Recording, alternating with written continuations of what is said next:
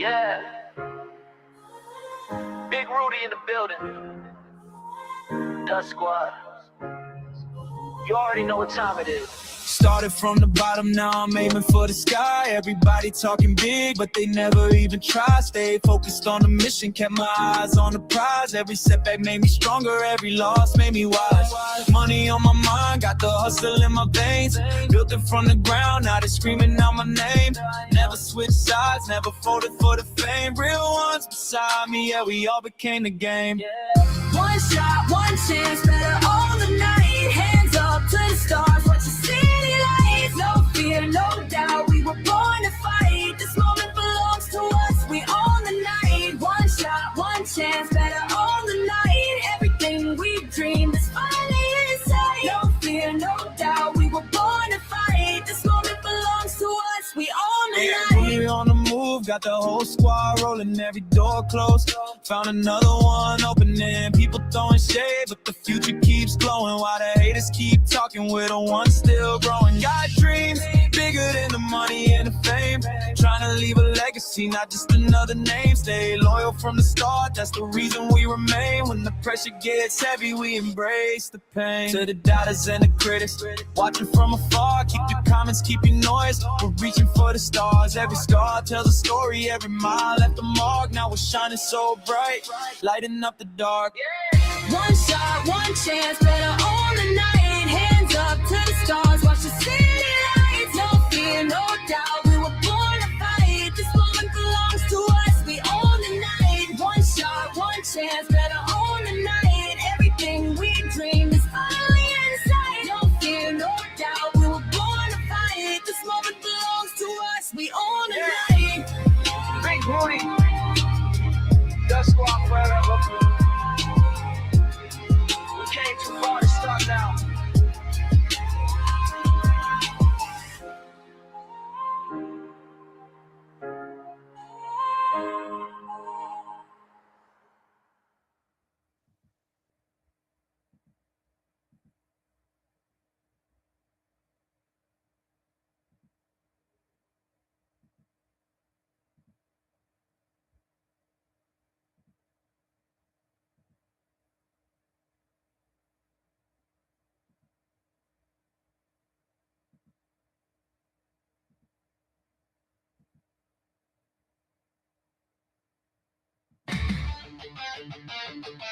Welcome to the Big Ruddy Hunter Show.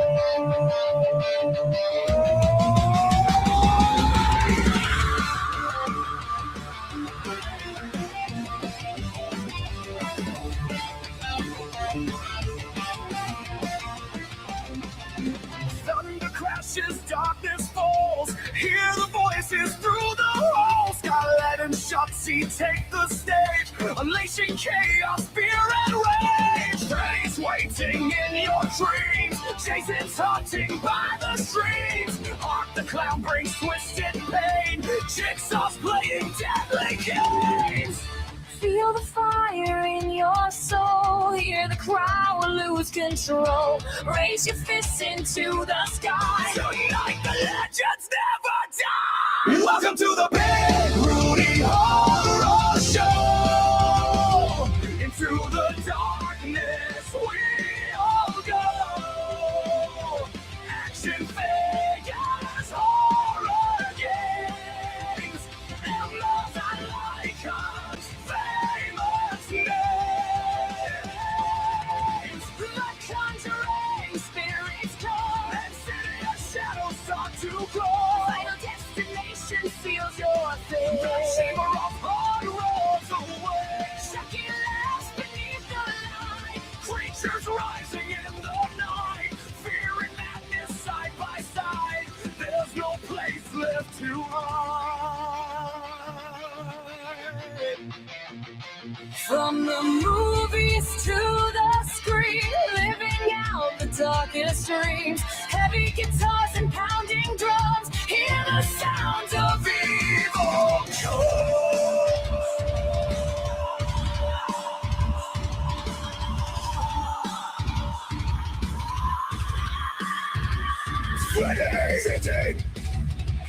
What the cloud?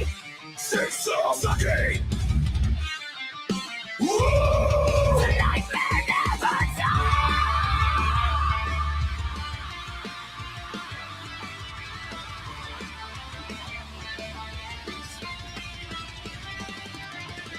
We are the monsters. We are the screams. Living forever inside your dreams. Through the darkness, through the pain, the horror show will reign. Welcome to the Big Rudy Horror Show. Feel the power, let it flow.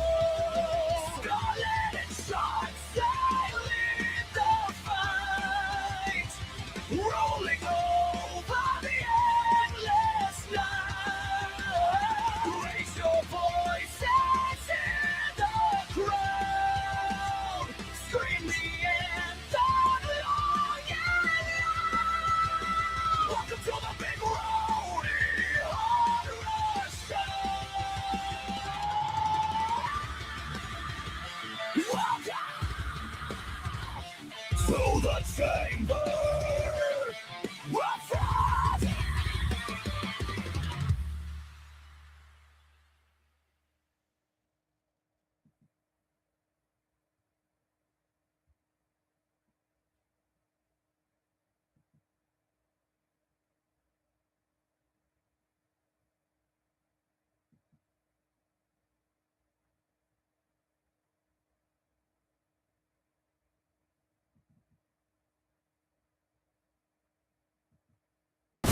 Welcome to my lair.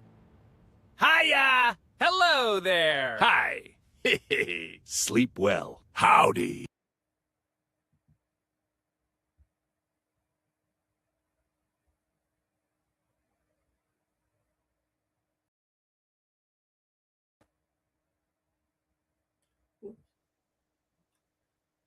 What's up, everybody? Welcome to the Big Rudy Show / the Big Rudy Horror Show. Oh man, I need to fix my hair. But anyways, so let you guys know, I'm only streaming on my main account, the Big Rudy Show. All my clips from promotivity, horror stuff, video games, movies, action figure or horror, go to the Big Horror Show, the Big Rudy Horror Show. So I have some couple videos, but I'm transferring everything in. But this is gonna be like my regular streaming. So you can go subscribe to my Big Rudy Horror Show. Let you guys know.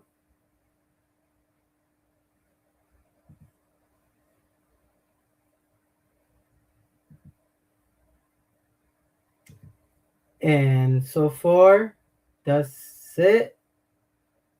A quick update. And we're gonna go to the first. Oh yeah, and I just want to say thank you for everyone coming to the live stream. So, round of applause.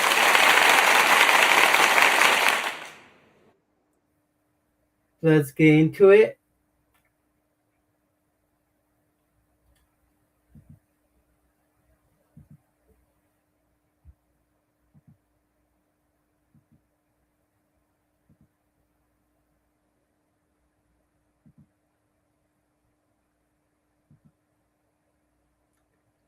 As you know, I like to cover Skittle Rampage. He's a great, give me great information about the new Funko Pop is coming soon. And you know, the San Diego Comic Con, the big con ever in San Diego. You have your TV show, movies coming, superhero, all this good stuff, and merch. And they announced new Funko Pop are going to be at San Diego or sometime at stores like Hot Topic, Box Launch, or other stores. And so far, that's it, and it's fair use.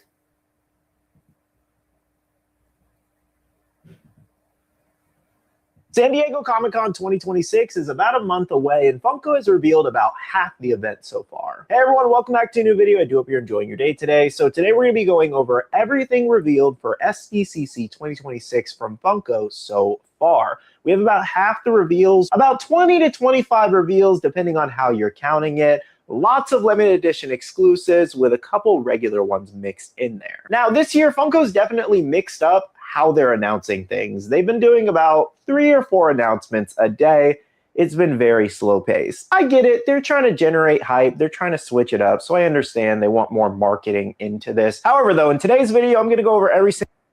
Yeah, I feel like last year or a year before that, they're like, boom, they're going to be Funko Pop.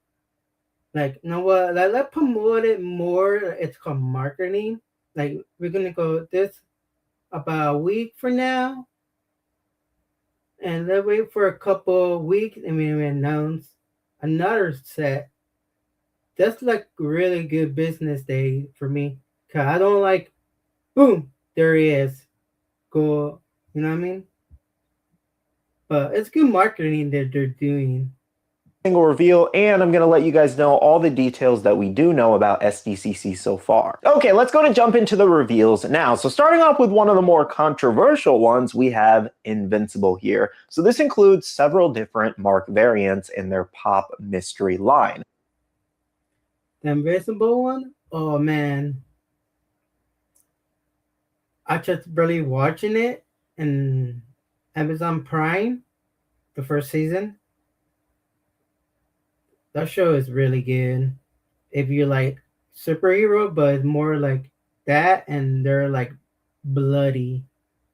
So it's a good show. I need to watch more episodes. So lately, yeah, I really realized.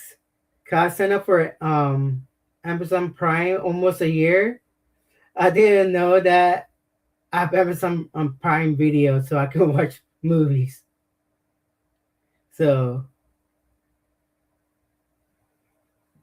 this will include Invincible at 2,000 pieces, Cape Vincible at 1,000 pieces, Omni Vincible at 1,000 pieces, Hood Vincible at 500, Mask Vincible at 400, and Mo Vince Hawk at 100. It's a little hard to say, Mo Vince Hawk. It's an interesting name. But anyways, yes, that one will be the most limited at 100 pieces. Now, what we know about this Invincible drop is it will retail for $25 each, originally stated to be $40. $25 is obviously a much better price point. And we do know that these will be available at the con as well as online. Now, at the moment, we don't know if online will require a raffle entry, given these are technically part of the LE program. So that is to be determined. I'll let you guys know when Funko gives us solid details on that once they update their blog. Now, yeah, I feel like they're doing it because of the scalpers. Because they're doing like, I have to buy a bunch of stuff and sell them more for more price. Like now, like there are a lot of scalpers, including the Pokemon. I was talking to Stripe a while back, or last night, talking about how Pokemon cards going up in value. Now, like there are scalpers waiting online in Target or outside to waiting for that type of Pokemon cards. So the deal at Target, if you get like the box one, the what's it called? Like open the seal like a little bit and make sure they're not gonna resell it to like people resellers. Or like, no, we're not gonna sell you that much. Cause before it used to be like a limit of 2, so it's going crazy in the Pokemon world. But also Funko Pop is going on also on value, and there are like some Funko Pop have a limited numbers they're gonna make. So yeah. Moving on to more limited edition announcements, we did have our Absolute DC line. This included 1,000 pieces of Absolute Batman, Wonder Woman, and Superman. Again, these will be all 1,000 pieces. Obviously, this caused a lot of controversy because this is a huge comic line, and a lot of people are looking forward to these pops. Just a quick reminder, we are getting an additional Batman and Superman as commons in early 2027, about 6-7 months. Wonder Woman, though, no word if we're going to get another exclusive or common down the line just yet, so stay tuned. Moving on for my Godzilla fans, a legendary exclusive, going to be around 1,000 to 2,500 pieces. We have Space Godzilla here. Pretty cool one. You also have... For me, for the Godzilla one, I don't like the color. That's my opinion. The alternative one, if you can't get this one, the original one Funko did drop. It does retail for about $50 to $70 though, unfortunately, currently, until they restock it. Next up for Marvel Rivals fans, we did have Malice Sue Storm here. This one I heard might be limited to 1,000 pieces, so stay tuned on that. I'll update you guys once we officially know. But this one will also be a legendary exclusive. So legendary exclusive. But 1,000 pieces, or he said 1,000 or 2,500, depend.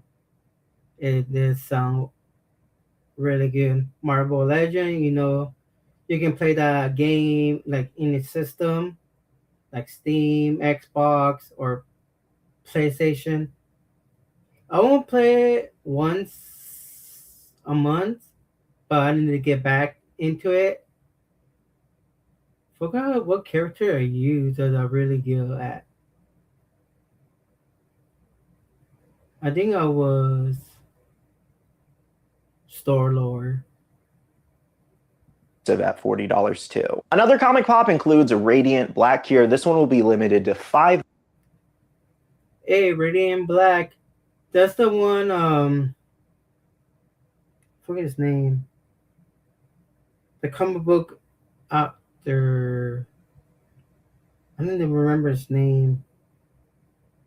They would make the comic book from Legend or Dragon. One of the comic book from Power Rangers. Son of the Dragon, sorry. I need to come up. I have a lot of stuff. Son of the Dragon. The comic book actor.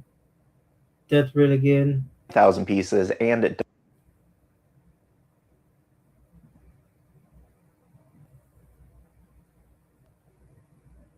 does glow in the dark. Next up, we have Geiger here that will be 1,000 pieces and will also glow in the dark. From Street Fighter, we're getting M. Bison here as a legendary limited edition exclusive. Ooh, Bison. I would get that from Street Fighter. I like the detail, and especially like the gold and the gold with the wings.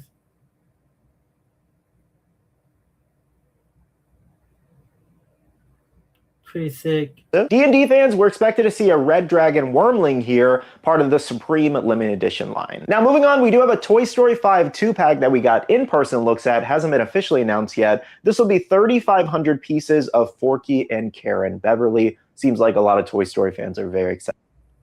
Forky!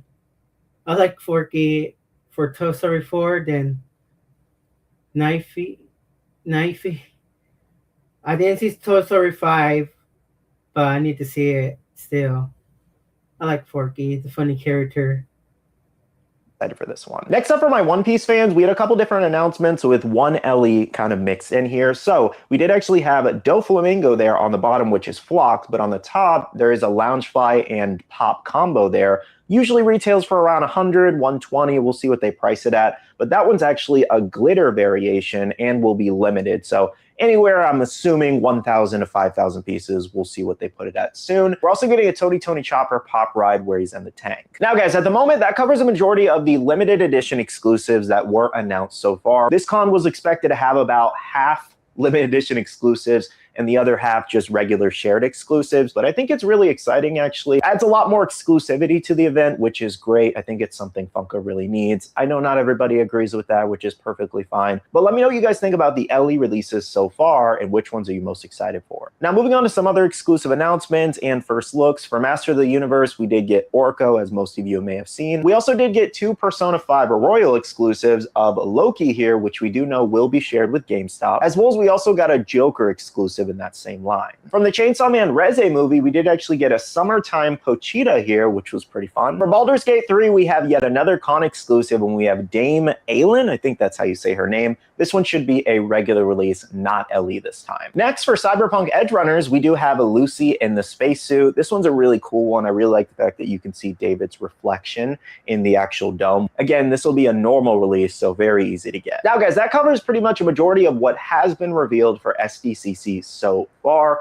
Of course, we're expecting to see those in-person ones officially announced by Funko in the coming days. Looks like they maybe took a pause today. We didn't see any reveals for Friday here, and they'll probably pick it back up next week, revealing the other half of the exclusives Monday through Thursday, I'm assuming. Now, I do have a little bit of information for you guys regarding the Comic-Con itself, some release news and all that. Sharing over from Disc Trackers here, they did state that SDCC exclusives will be available starting on 7/23 for shared retailers, which makes sense. Usually the first day of the actual con starting is when the exclusives are available at, places like Hot Topic, GameStop, shared exclusives, and then, Funko Shop as well, and possibly. Yeah, so you can find them. So it's all located different store. Time for Funko Pop hunt for Funko Pop. Like GameStop, there one close by my house. Block Launch and other stores closer to my house. So that's good. Funko Hollywood and HQ stores too. Something I am kind of wondering is, given that the FAO Schwartz is kind of like a hub that they're turning into Funko Hollywood-esque, will they end up getting some shared exclusives for New Yorkers over there? That would be really cool, actually. Anyway, sharing a couple more details here. The SDCC lottery for the con opens on July 7th. For the shared LE Pops, they will have a raffle for the online release. Starts a few days before 7/23, so think maybe like the typical range is 3 to 4 days, I want to say. Probably 7/19 is when they'd open up that raffle. And then the day of 7/23, you will actually be able to add the Pops to your cart, as usual with most of the lottery drops on the Funko Shop. So again, just a little bit of So yeah, so the one like special exclusive will offer online tickets. I mean, sometimes they drop it early in the morning. Time to get coffee that time. SDCC news there so far. Now, more on the limited edition side, we don't know which ones will be con only so far.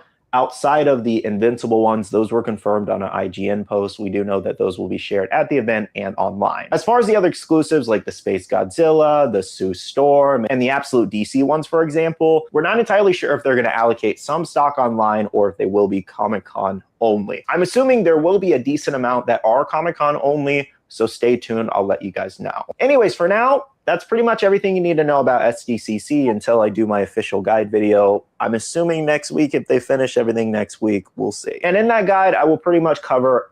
Y'all got denim? Hold on the website, y'all? Ain't no way you guys are a print-on-demand company. Come on now, these special logos. Insane. What? Hey, stop playing, man. I'm sure I'm not over-exaggerating. Y'all, when I first started my brand, I didn't do print-on-demand. Absolutely everything you need to know. I usually try. Oh, this guy promoted his brand. Just go, no. You have to promote my brand. You need to promote the hate merch. To hit all the bases, so things like what time you can buy everything exactly, the exact dates, what's going to be shared, what won't be shared. So if you have any questions about anything with SDCC right now, you can drop a comment down below. I'll do my best to answer it, but I'll know more next week. I am curious how everybody's feeling about SDCC reveals so far. Obviously, like I said, we've had a lot of LE releases this year, so a lot of people are pretty upset about that. There's some good ones that I like. I might pick it up, or some I don't like. I won't pick them up. limited pieces. A lot of really good molds in that limited range too, which is pretty crazy. I would say like the Sue Storm, I was a little surprised by that one. I thought that would be a really good seller, especially at a 9,500 piece or maybe even higher. It's one of the most popular skins in Marvel Rivals, so I feel like that should have been a normal release, but you know, throw. Yeah, I would get that one. Buy a bunch of them and save them. A curveball thrown in for Comic-Con was pretty surprising. And the Absolute DC line definitely turned a lot of heads. A lot of people are really excited for those. I would say those were some of the better reveals too. I'm trying to think of what else would it, like Pochito's okay to me, like on the anime side, if you guys are wondering, like I probably don't need it. I'm debating the Lucy one just because I already have the common Lucy, but it's so like unique, like with the David and the reflection. That's so. I never played Cyberpunk at all. I know the first Cyberpunk, I was the cover of the guy. I know they have issue with it that I remember of it, but I never played any of the games. Nice. I really like that. Invincible, I like the show, but I don't really collect the pops. Maybe if I could score one, it would be a fun like little video, but otherwise, I think it's going to be pretty hard to score, to be honest. The Godzilla, Space Godzilla looks nice. The M. Bison looks pretty cool. I'm sure fans are excited for that. Forky 2-pack, I don't really care for that. I'm not like the... I would get the Forky one.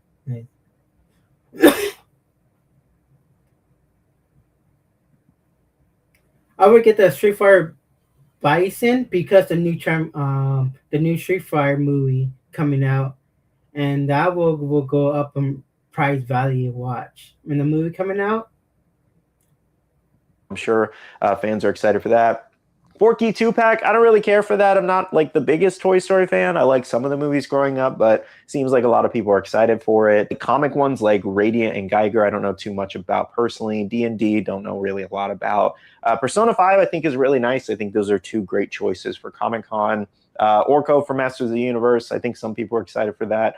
So, you know, like the One Piece ones, personally going to pass on. I don't really need the new Doflamingo or that Chopper. Nothing I crazy need, honestly. I would say some of my favorite reveals are probably Lucy and then the Malice Sue Storm so far. And obviously the Absolute DC look really nice too. There's a couple that I like, but not enough to buy so far.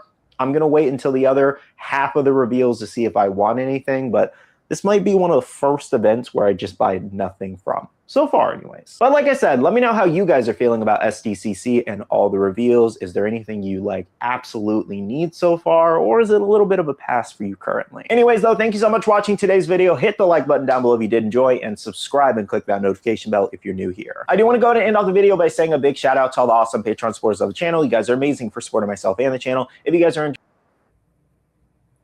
So, what do you think about the new Funko Pop exclusive from San Diego Comic-Con? Or you guys will pick it up?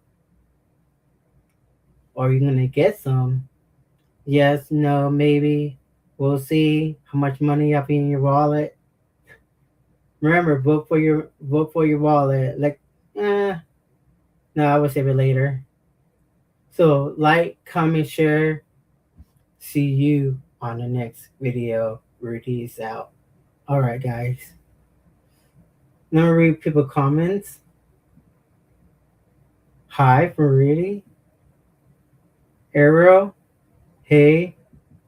Dus. I'm here. You on my TV.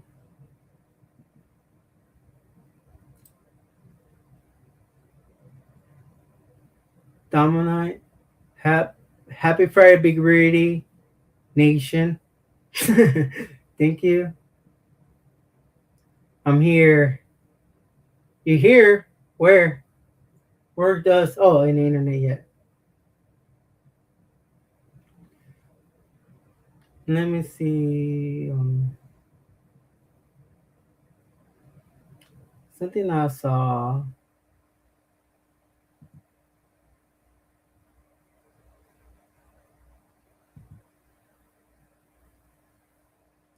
Remember, oh yeah, I need to get the link from so I can promote his hate merch.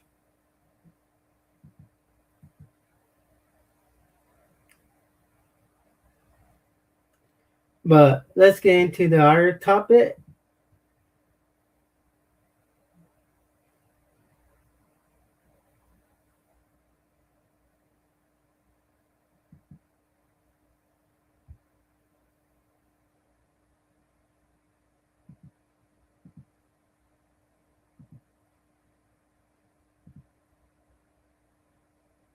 Um, no OBS. No, I need this. I still need to work on it. Still, so probably the end of this month, I'll be done working with StreamYard. But I need to practice more. So I need to set up still. Yeah, I'm lagging it. All right, I admitted it. I'm lagging it on OBS. All right, and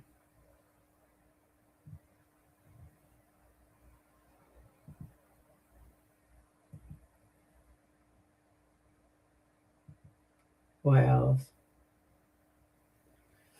All right.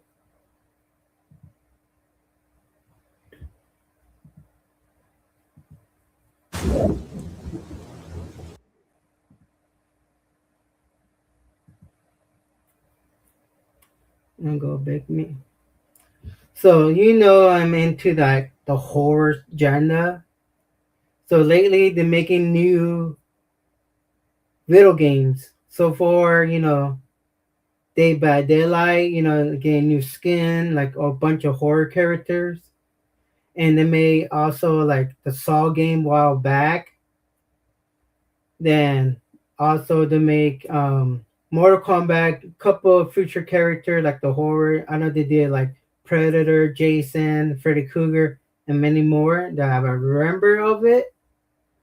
But also the Texas Chainsaw Massacre, and also they did Friday the 13th Jason Voorhees video game.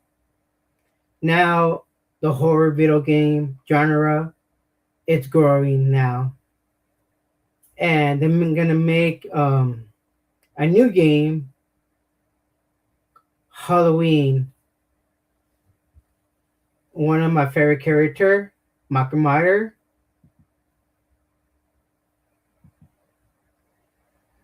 and it's for use. We'll put it right here.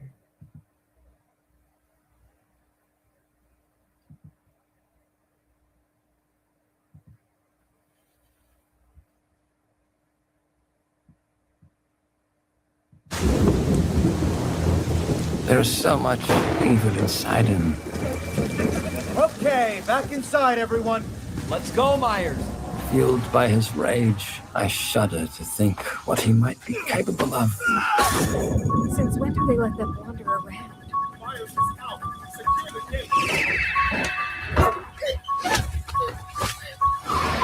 I knew what would come next. So I feel like this Makamata game is basically on the first movie. And for real, the graphics look really good, in my opinion.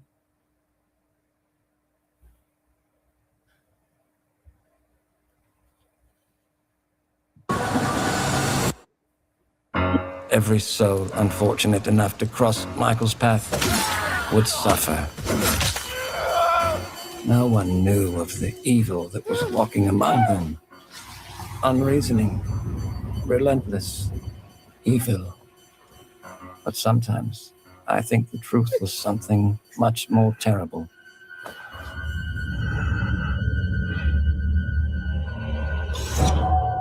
I wonder if... For me, they did Dr. Loomis really good. I'm glad they used Dr. Loomis' voice in the video games.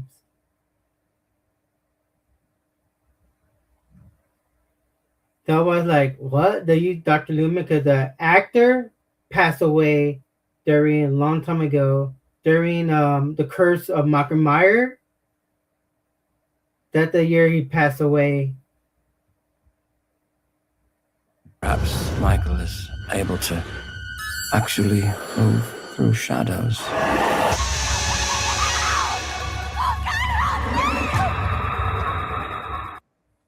So the Halloween game is coming on September 8, 2026. Pre-order now.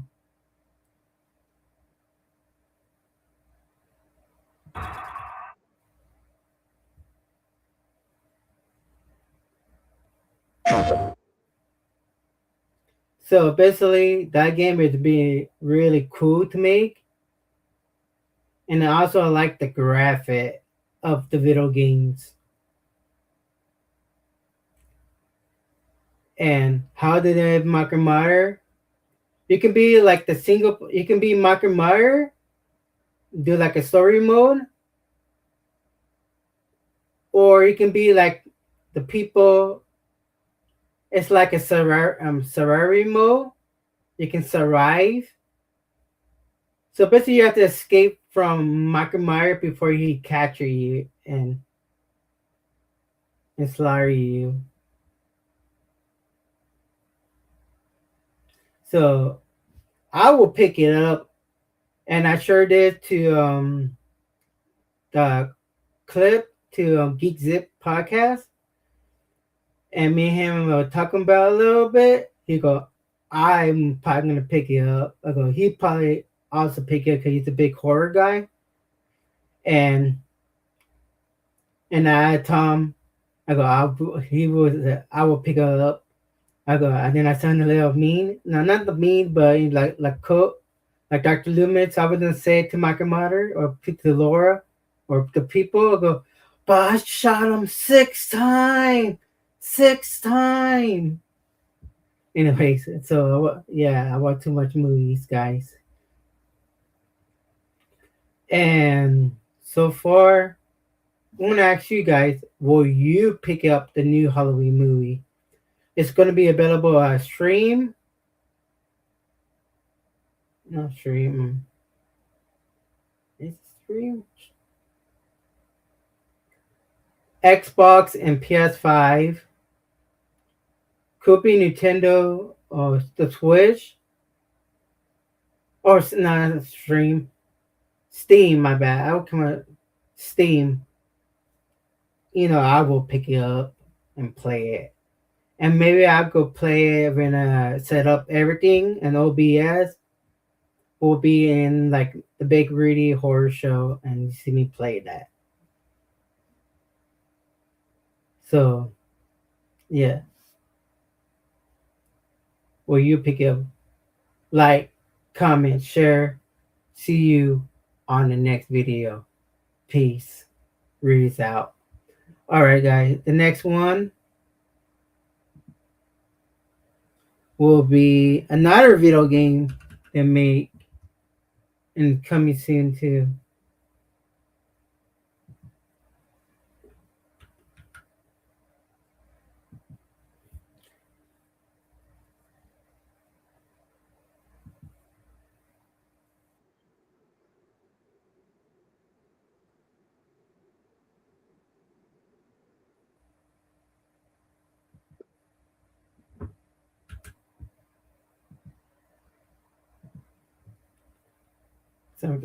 So, so the next horror game is gonna be one of my favorite franchise.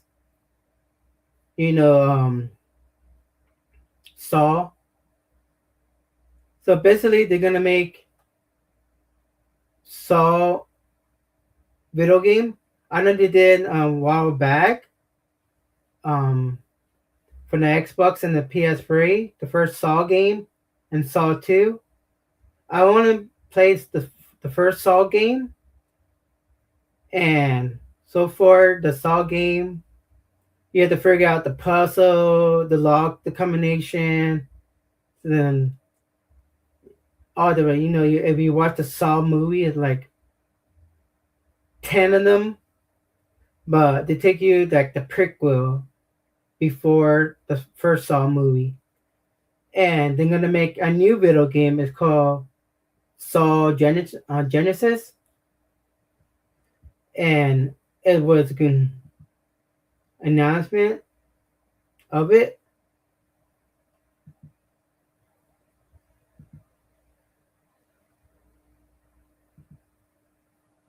And it's fair use.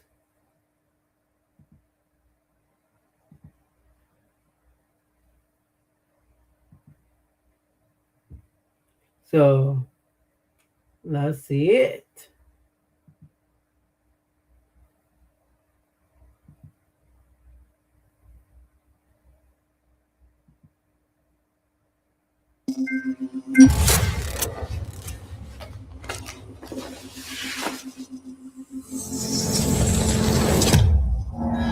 A 100 years have passed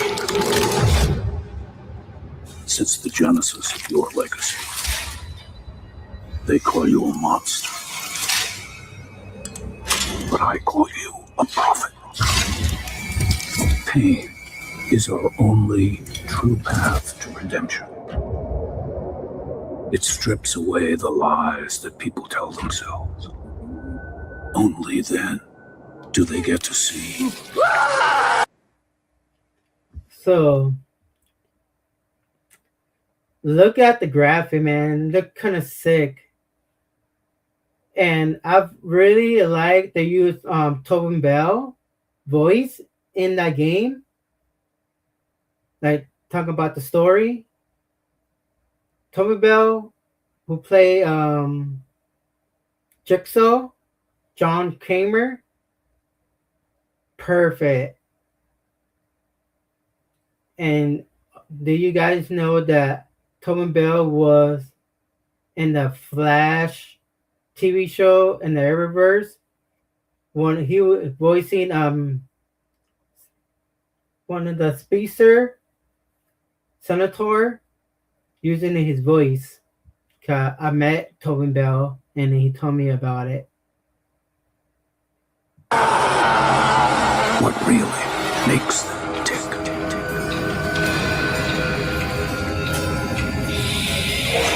A sacrifice must always be paid in blood. Live or die.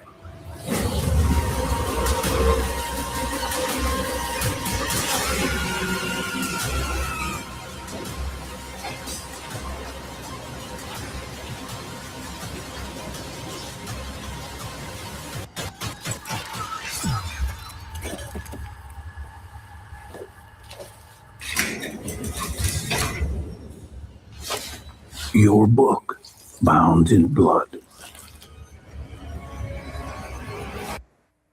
Ooh, Billy the Puppet.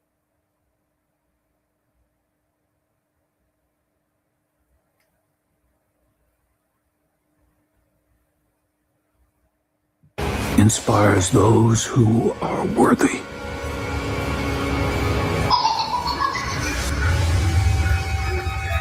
The spiral bleeds ever deeper. Let the So it's called Saw Genesis. Sign up for the close alphabet. SawGenesisGame.com. And be on a watch list now. Steam. I know they're gonna make a PS5 game of it. And an Xbox.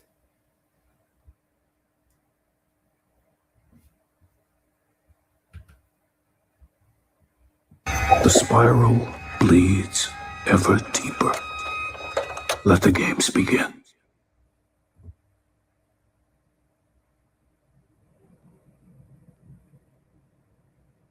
Ooh. I'm gonna ask guys. That game looks sick. Even the graphic. You know, I will pick up that game to play it too. I know we're coming on like on the October side later on, but They're a but. I might. Depends if I get the Halloween game first. When I beat it and go to the Saw Genesis. And also, what am I going to say? Oh, yeah. Also, if you like any horror games coming up, let me know.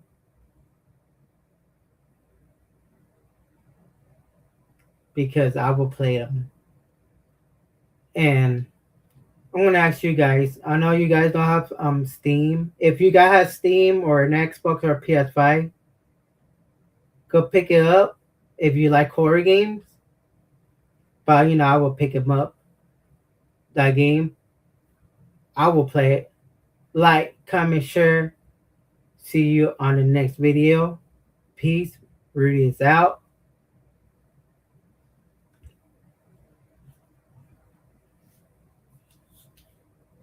Drink some water.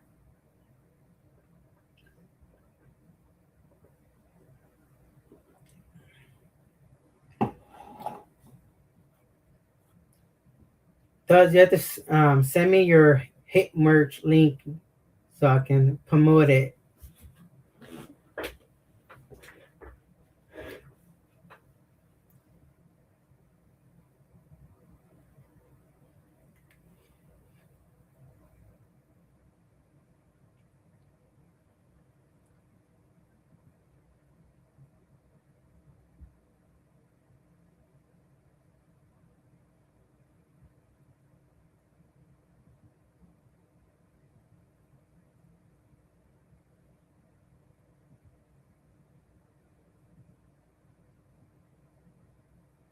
Yeah.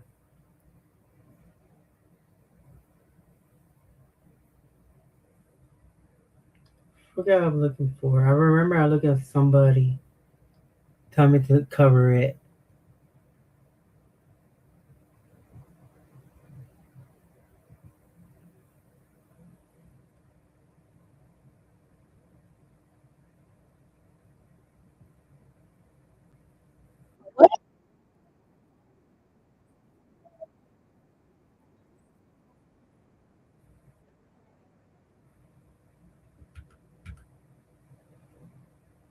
Oh yeah, all right.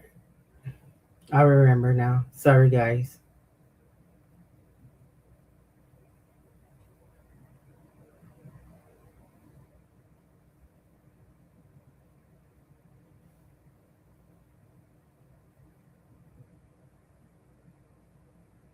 So this YouTuber I'll follow,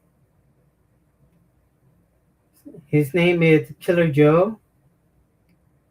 And he was talking about the 50-year anniversary of Halloween. And he's great talking about movie reviews and talking about horror news. So I started following him like a year ago. And on his Instagram, he followed me back. So I have to give him props for that. And we like horror movies, guys. Ooh, fair use.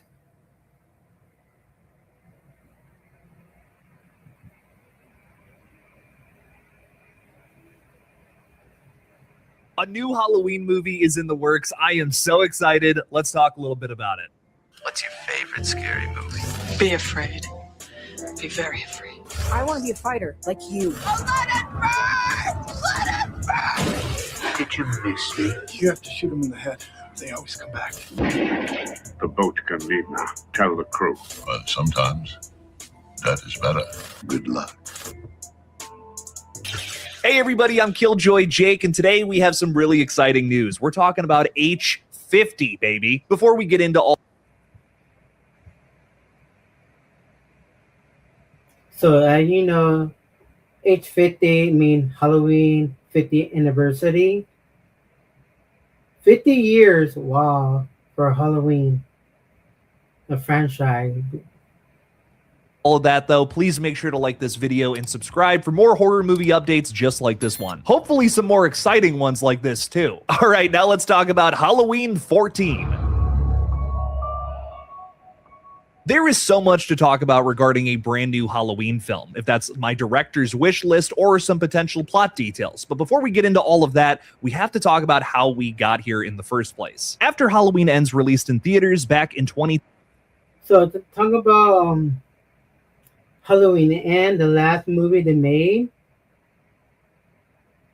how they're going to bring the new character take over Michael Myers' spot.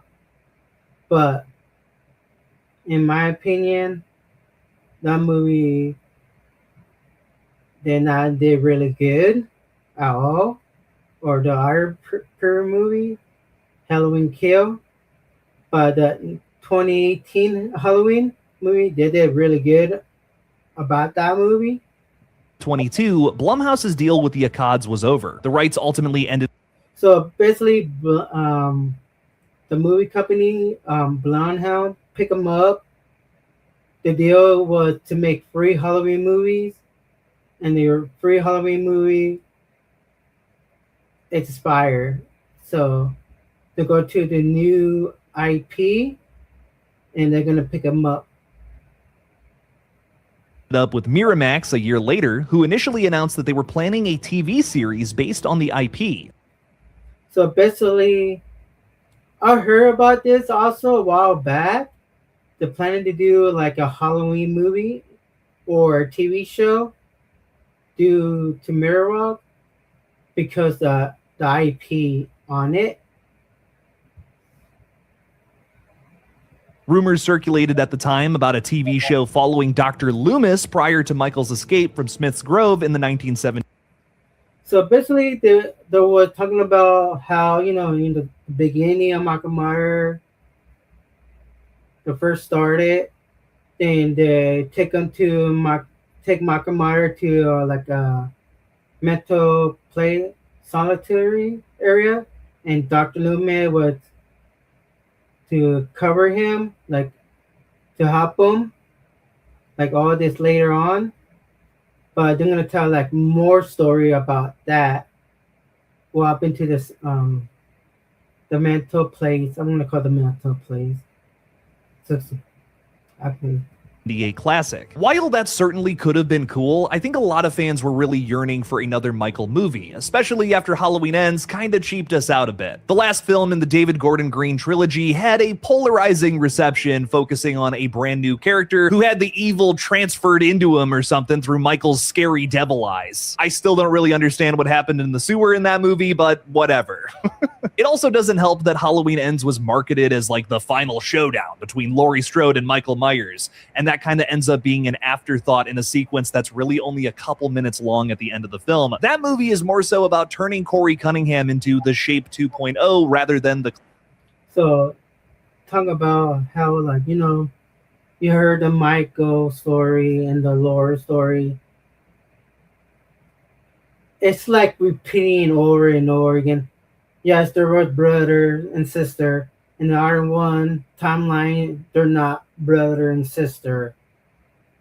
Or like different storylines, like a train, like you have to follow this train to complete it. Like watch Halloween 1, 2, then 4, 5, 6. Then in the other period of time, you watch Halloween 1 and 2, then 820, then the other Halloween movie we're not going to mention, but we're going to mention with LA Cool J, Halloween Restoration, that movie. Then we skip that. Then you have Raw Zombie 1, they did 1 and 2. Then you do the other one, the Blue House 1, Halloween 1, then Halloween 18, Halloween Kill, and Halloween End. classic Coke that is Michael Myers. I'm guessing the disinterest in the TV show as well as an upcoming 50th anniversary is what led to today's update. It's been announced that Miramax is planning the 14th film installment in the Halloween franchise, set for an October 2028 release. This is just in time for the 50-year anniversary of the original film, which alone would generate a bunch of buzz around this new installment. Miramax frequently collaborates with Paramount in the horror space, most recently Scary Movie 6, which will likely be the home for the next phase of the franchise. So you're telling me that theoretically Ghostface and Michael Myers could have a cheesy versus movie? That wouldn't really make any sense, but my slasher heart really wants that dumb film. So what could Halloween 14 H50 be about? Well, the rumor mill alleges that the Akkads were not super happy with how David Gordon Green's trilogy ended up turning out. While Halloween 2018 was super successful, the following two films definitely had a divisive reception. No matter how you feel about Kills and Ends, I personally love one and hate the other. Those movies were mixed. The Akkads also seem to really care about getting Michael and the lore of this series right,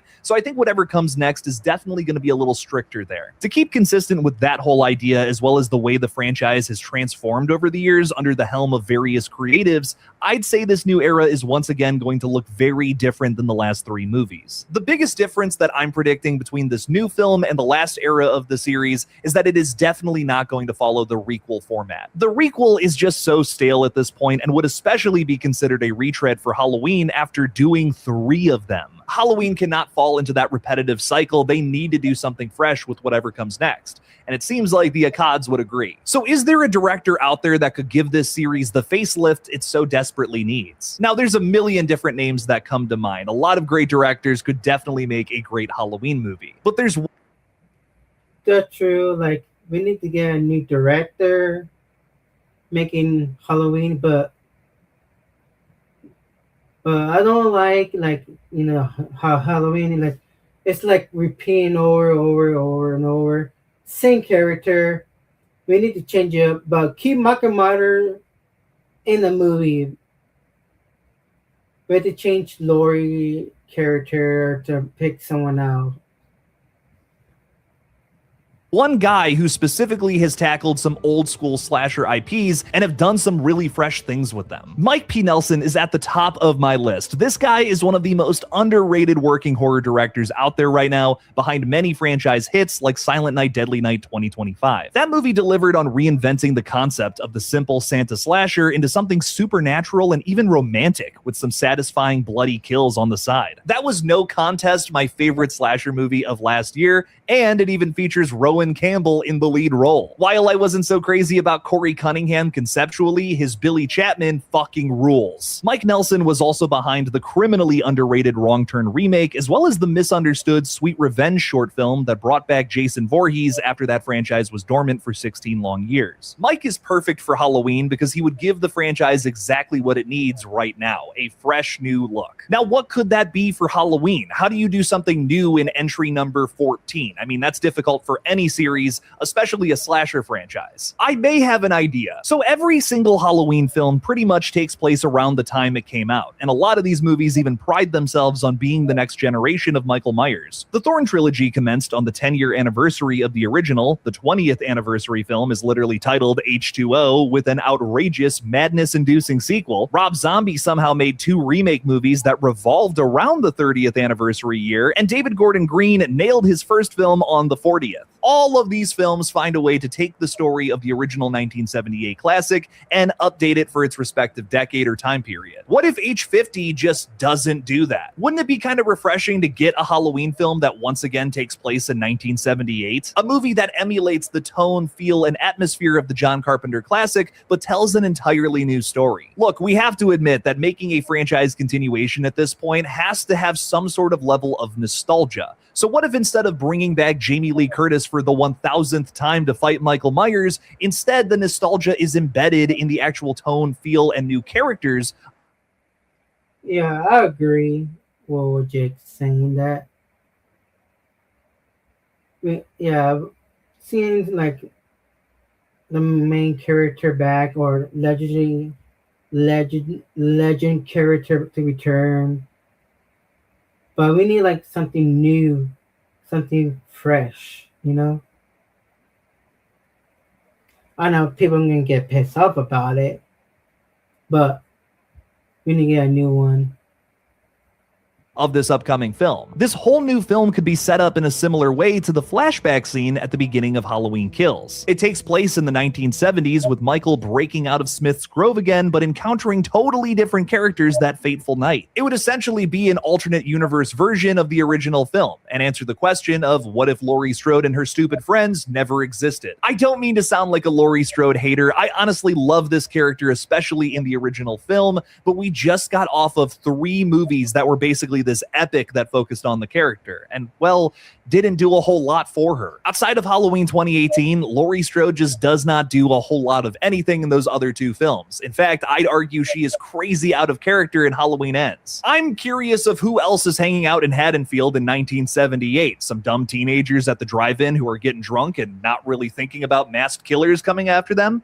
Maybe they're watching The Thing from Another World on the big screen. Wouldn't that be a fun reference? The point being there, the nostalgia of the new movie is baked into the setting, the time period, the 70s. Halloween will forever be this glimpse at late 70s horror. Why not capitalize on that specific nostalgia? The absolute #1 thing for me, though, is that we gotta keep Michael's mystique intact. Explaining the inner workings of the boogeyman takes away his greatest asset, which is why conceptually Curse and Ends both fail as Halloween movies for me. No matter what direction the new movie takes, the story shouldn't be about explaining Michael's near invincibility or enigmatic motive. He's just an evil sociopath whose health points are far greater than anyone else in the surrounding area. That's it. Make the story of the film interesting with whoever our new characters are. As long as the movie can keep it simple, I think it could be another big success for the series. As an enormous fan of the simplicity of the original film, I really hope they knock that specific element out of the park. What do you guys want for the next Halloween film, though? Do you have a specific director, tone, atmosphere in mind? Let me know your thoughts down in the comments below. Thank you all so much for watching. Please subscribe, and as always, don't forget to kill it out there, y'all.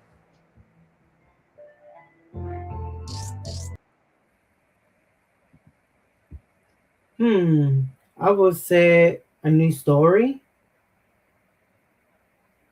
different characters, a new director, know more about the horror franchise. I feel like that need to change different direction. Like, comment, and share what you think about the new opinion about Halloween 50. Do you will change it? Like, comment, share. See you on the next video. Peace. Alright guys, I know. Let's talk about my boy Beardo. If people want to see Beardo.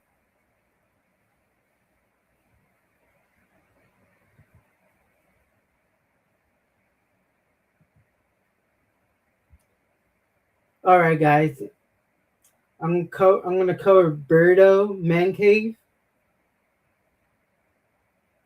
Great guy, really like his content so much.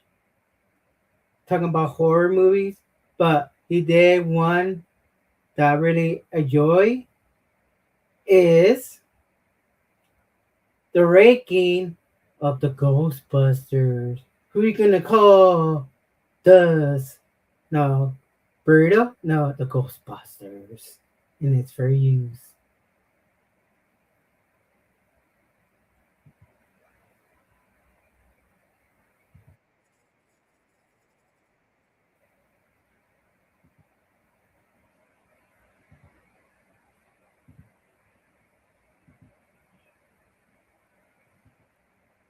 I'm gonna put Steve first, but Beardo.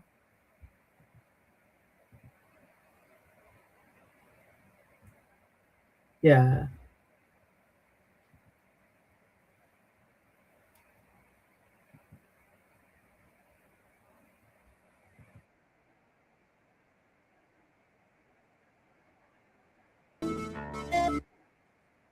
We'll do it. Today, I'm going to be talking to you about Ghostbusters.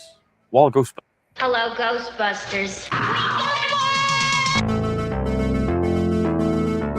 Widows, balls of girls, how are we all doing? Today, I'm going to be talking to you about Ghostbusters. While Ghostbusters isn't a strictly horror movie, there are horror movie elements to this supernatural comedy. I mean, the library ghost was scary. The taxi driver ghost was scary. The terror dogs were scary. Stay Puft Marshmallow Man, not quite so much. The Ghostbusters concept was originally thought up in 1984 by Dan Aykroyd and Harold Ramis, who obviously played the parts of. I'm gonna ask you guys, who like the Ghostbuster movies? There's some are good, sometimes they're okay. But I remember watching the Ghostbuster cartoon show. You got Slimer, the little green guy, Slimer, and Marshmallow guy. Egon Spengler and Ray Stantz. And then obviously we get Bill Murray joining the cast for the movie as Dr. Peter Venkman. We get Ernie Hudson as Winston Zeddemore. That's the Ghostbusters lineup. Obviously we've got Rick Moranis, we've got Annie Potts, we've got the absolute knobhead of a character, Walter Peck, that shows up in 2 movies. I absolutely adore this franchise, and I know there are some movies in this franchise that some people don't enjoy as much. For a lot of people, the original is the only really, really good movie. I don't quite feel the same. So I'm going to rank these movies in order of my enjoyment. So your list is going to be different than mine, but if you want to tell me yours in the comment section down below, feel free. Did I say below? I might have. So we'll start at the bottom, and this is Ghostbusters 2016, written by Paul Feige. There is nothing about this film I enjoy. None of the jokes land. Chris Hemsworth is probably the only saving grace in this movie because it showed his comedic timing. But he was amongst a group of 4 female comedians, and he was the only funny thing in this movie.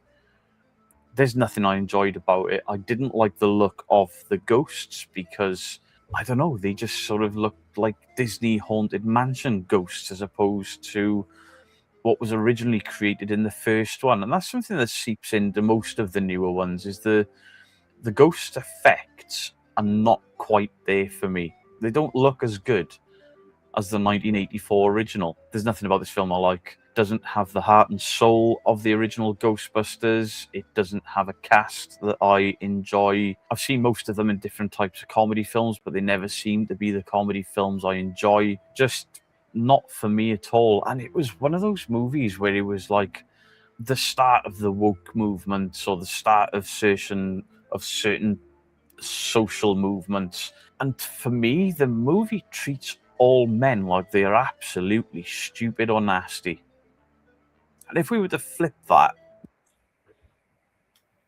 Yeah,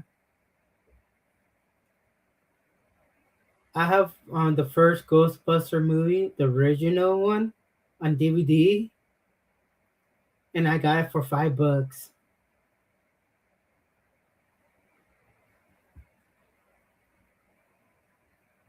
then this movie would be called sexist or misogynistic. Just my opinion. If you watch my main channel, I'm a very opinionated person. So next up for me is Ghostbusters Frozen Empire from March 2024. This was produced by Ivan and Jason Reitman, obviously the original director being Ivan. It's an enjoyable movie.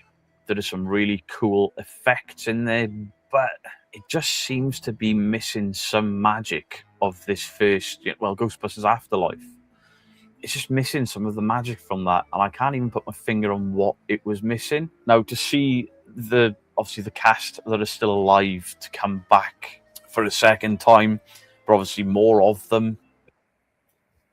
I really like this one because to bring back the old character from the original movie and that little teenager to become the next generation of Ghostbusters. Very, very enjoyable, very uplifting. It's a fun movie, but it was like I watched the trailer, and then the trailer seemed to have taken every cool moment in this. Paul Rudd is still standout in this movie. Yes, I really don't like the trailer that much because the added stuff in trailers and when you see it in the movie theater to take it out to the why and then they put in the trailer to catch more people their attention. I go, oh yeah, this is really cool. I'm gonna go watch it. And you go watch it. I didn't see this in the trailer. What I remember that part in the trailer. I go, it's freaking Hollywood. You know what I mean? Movie. I love Paul Rudd in anything except Halloween 6. He was not very good in that, but Paul Rudd is one of those amazing comedic actors, very, very funny, and he's great in this. Finn Wolfhard as Trevor Spengler is as enjoyable as the first time around. McKenna Grace is great as Phoebe Spengler. You know, she's obviously grown a little bit. This whole sort of Gary and Callie love thing felt kind of forced, and it seemed to me to take away some things that would have made this movie absolutely great. But it was nice to see Walter Peck back. I don't dislike this movie by any stretch of the imagination. I really enjoy it. It's just not quite got the magic of some of the previous installments. Next, we go to 1989, and thankfully I was old enough to go to the cinema to watch this movie. It's Ghostbusters 2. Now, as a kid, I adored this movie. I think as a kid, I even preferred it to the original. Yeah, the original, it was good. Ghostbuster 2, I really enjoyed it when, yes, I didn't see it in the theater at all, but I watched it at home. And I'm still looking for that DVD. Like, I'm going to collect all the Ghostbuster movies on DVD. I only have the first one, but I'm going to collect all the Ghostbuster movies and go watch it. It just looked a little more polished as a kid. What would I know? I was a kid. The whole He-Man thing where people have forgotten what the Ghostbusters did was hilarious as a kid, and as an adult, you're like, if those kids, disrespectful little shits, they saved New York. The effects surrounding Vigo in the painting are really cool. I like the cast in this. Obviously, it's more of the same. Janine has more character development that I like. It's shot well. It looks well. There's some great jokes like the Titanic just arrived. The Titanic just arrived.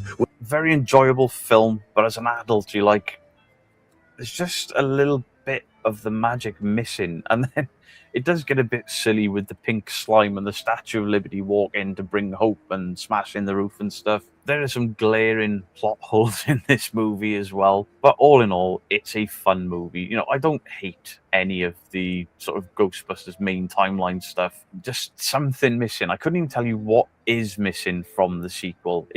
It's more polished, but the story, and there seems to be like a little bit less heart in there.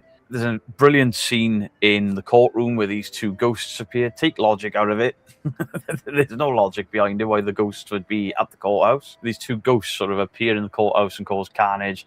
That's a lot of fun. Love this film, but you know, if I'm going to watch a Ghostbusters movie, 9 times out of 10, it'll be my favorite one that you'll see. So next up is from November 2021, and this is Ghostbusters Afterlife. This was the sort of a rebooted version of the Ghostbusters, a first visit to this new timeline, but directly tying into the original timeline. Obviously, we lost Harold Ramis before this film was completed, but they included him in the movie towards the end as a ghost. But he was done very respectfully. It looked exactly like him, which was really weird. Obviously, they bring back the original cast, or most of the original cast. They add in Carrie Coon, who's great as the mother. It just gets a bit... See, I really enjoy them bringing back the old cast from the original Ghostbuster. And how,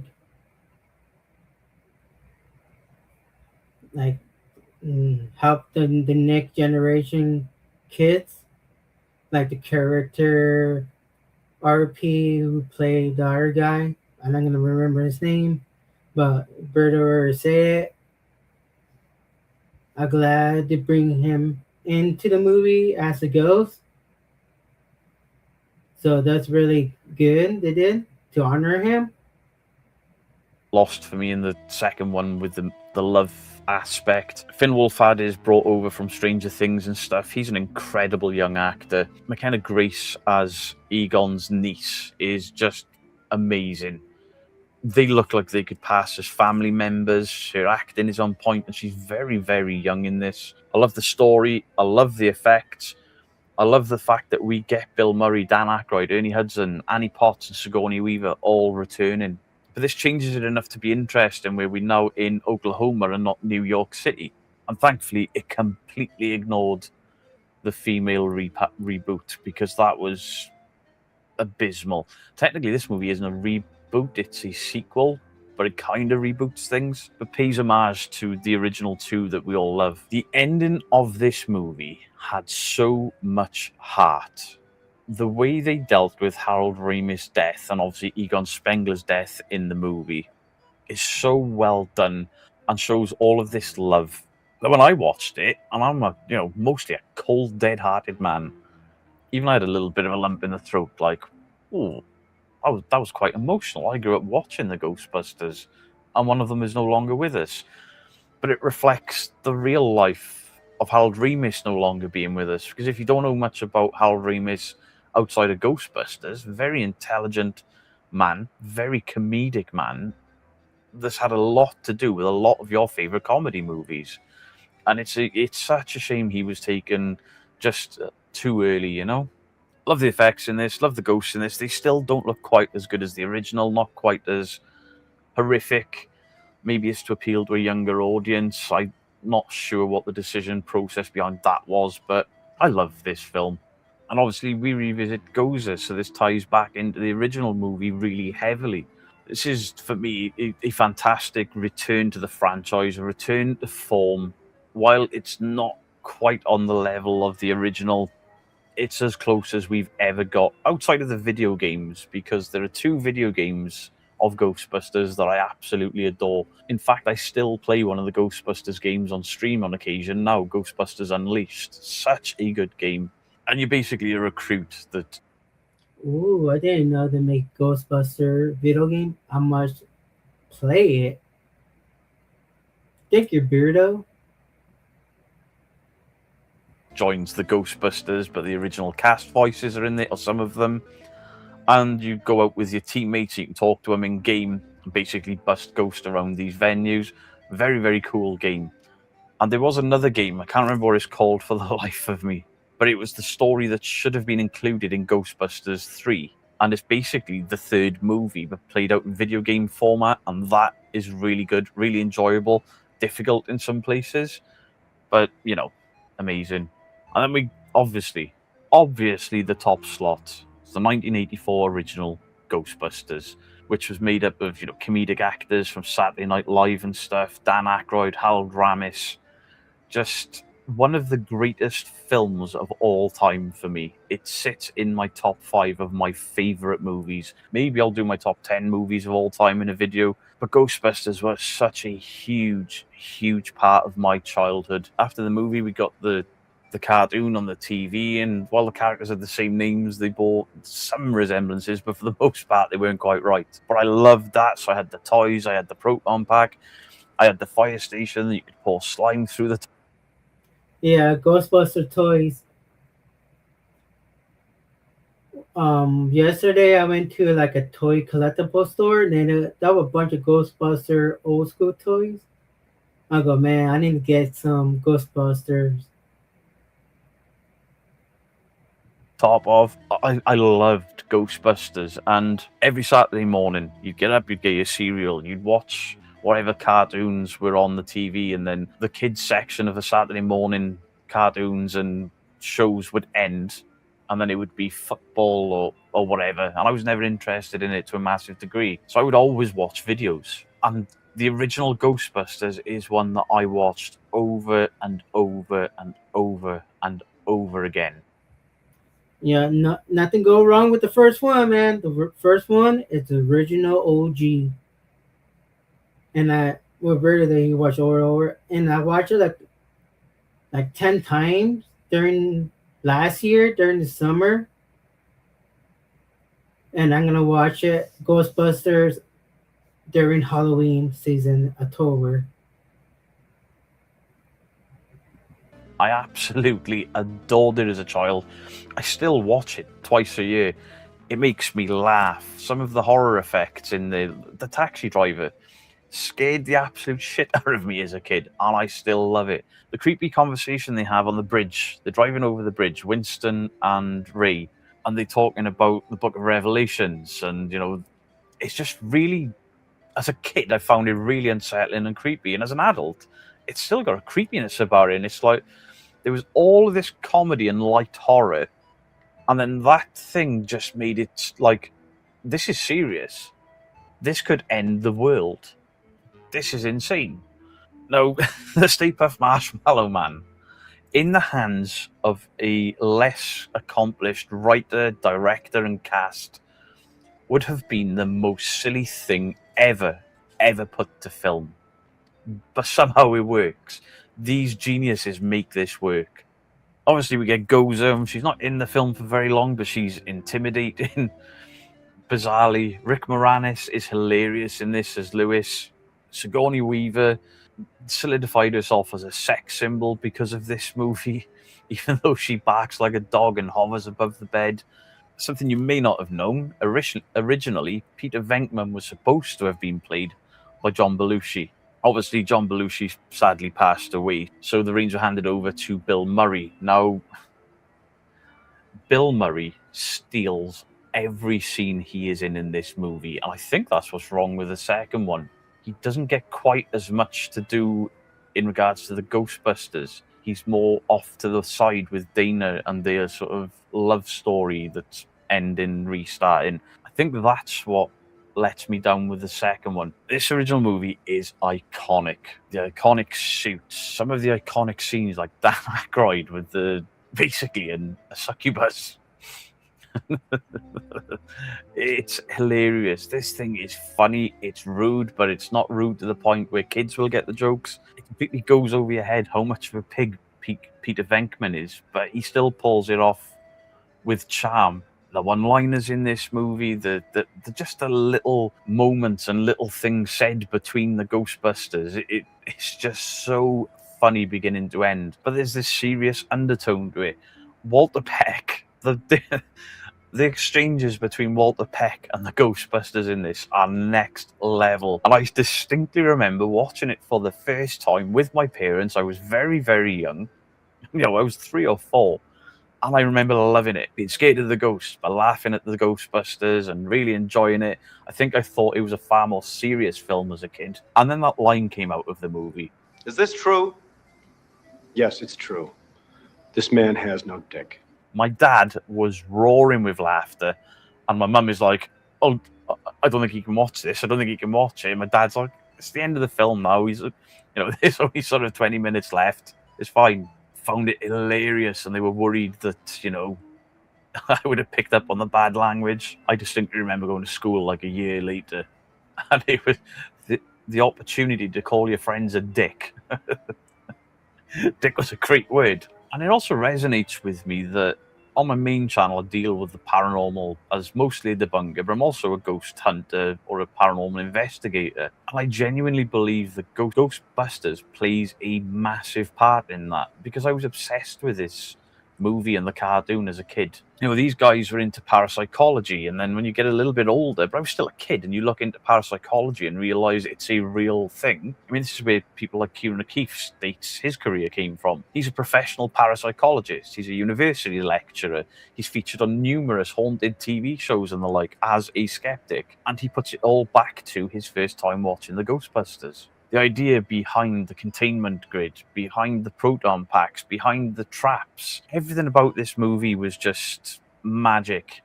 It's up there for me with The Goonies as movies that I could just watch on repeat over and over and over and over again. And even as an adult, I can still go back to these movies, be transported back to these various times in my life of watching it. I remember watching this constantly with my uncle, with my grandparents, with my dad. And, my dad was a bit more fussy than my grandfather specifically with movies. My dad, the stuff my dad liked that I would watch with him was Star Wars and Ghostbusters. And then we kind of differed on a lot of things. Whereas my grandfather loved Ghostbusters, and this movie was just perfect casting, perfect directing, perfect effects on the creatures, on the ghosts, on the proton packs, on this, things getting blown up and then all these ghost trails through the city of New York, the destruction of the buildings, the terror dogs. The terror dogs are probably the only bit that hasn't aged too well. But this was 1984, and this film originally they were told. Damn, that movie come out in 1984. I wasn't born yet. I was born in 1987. That this film will never be financially viable. It won't be successful. They had to work really, really hard to get this thing off the ground. And it has become a massive part of pop culture. I still reference Ghostbusters all the time. If I walk into what is told to me to be a haunted location and I see a piano, you know what I'm going to do. And I do it every time, whether I record it or not, just because of how much I adore this movie. So there's my ranking of the Ghostbusters movie. As I said, apart from the female-led reboot that I just don't enjoy at all, I really dislike it. I don't think there's a bad film in this franchise. Some of them may be weaker than others, and the original is head and shoulders above the rest. Maybe it should have been. Yeah, for the Ghostbuster, the female one movie, I did not watch it. I skip it, but I need to watch it. Give my opinion on it. One and done, but I can still stick on any of the others and really, really enjoy them. So I hope you enjoyed this little trip down memory lane. This was actually a viewer request. I had an email, please, pretty please do your ranking on the Ghostbusters, because obviously I've got Slimer and the Stay Puft there. In my corner of the room over there, I've got the Diamond Select action figures, or I've got all of the ghosts, Walter Peck and Annie. I don't have any of the Ghostbusters because I bought them too late. You got Ghostbusters Funko Pops. I've got a big Ecto 1 car over there. I just love Ghostbusters. It was a huge part of my growing up, and I hope you've enjoyed this little trip down memory lane. Much love to you all. Beardo out.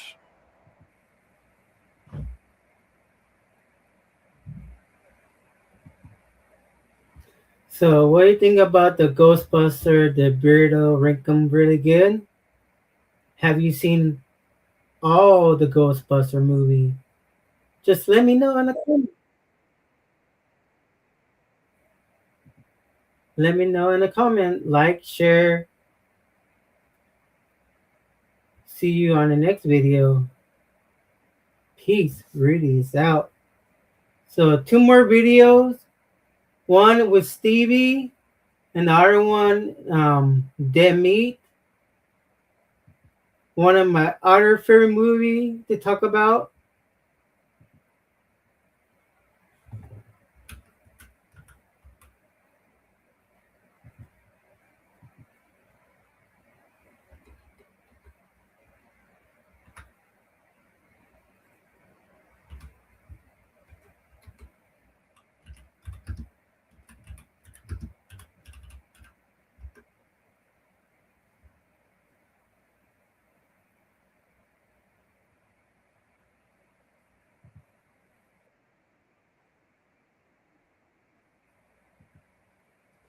And so far, that's it.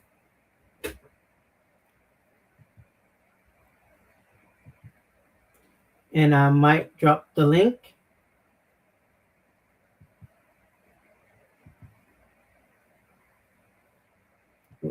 Hold on. Sorry, guys. So, I like to cover Dead Meat movie reviews or recap. And one of the movies that I really enjoy was Cabin in the Wood. That movie was really good because Chris Hemsworth is in it, and one of the actress, she was in Power Ranger Jungle Fairy, played the Yellow Ranger. I didn't know it, but that movie was really good, and it's very used. So after that, then I'm gonna go straight to Stevie and call it a night and hit the link.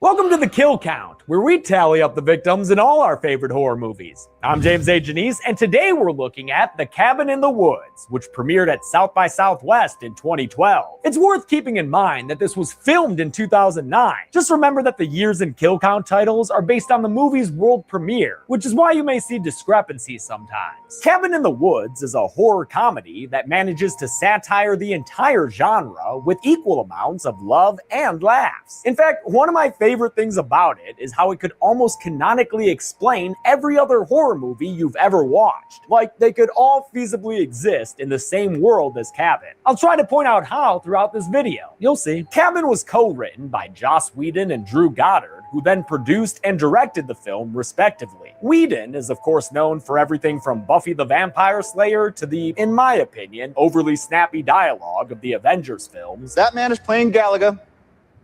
Thought we wouldn't notice, but we did. While Goddard is responsible for things like the Netflix Daredevil series and Bad Times at the El Royale. So, yeah, he's the director.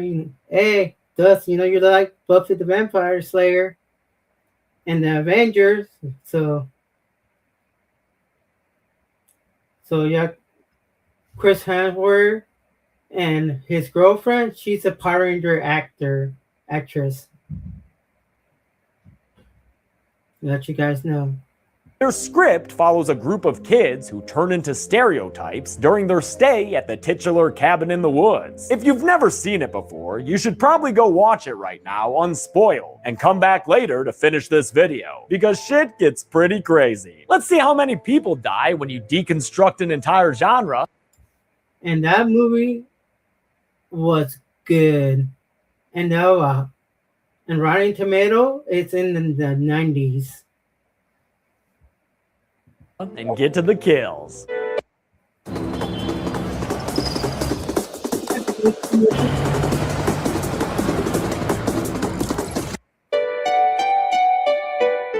The movie begins with some bloody hieroglyphics that preview the grand scheme of this movie before cutting to a coffee card. It's a regular day at the office for Gary Sitterson, played by Richard Jenkins, and Steve Hadley, played by Bradley Whitford. Last seen on the kill count is the dad in Get Out, who would have voted for Obama a third time if he could have. A co-worker, Wendy Lynn, informs them that an operation in Stockholm has gone south, which is going to increase the pressure on them.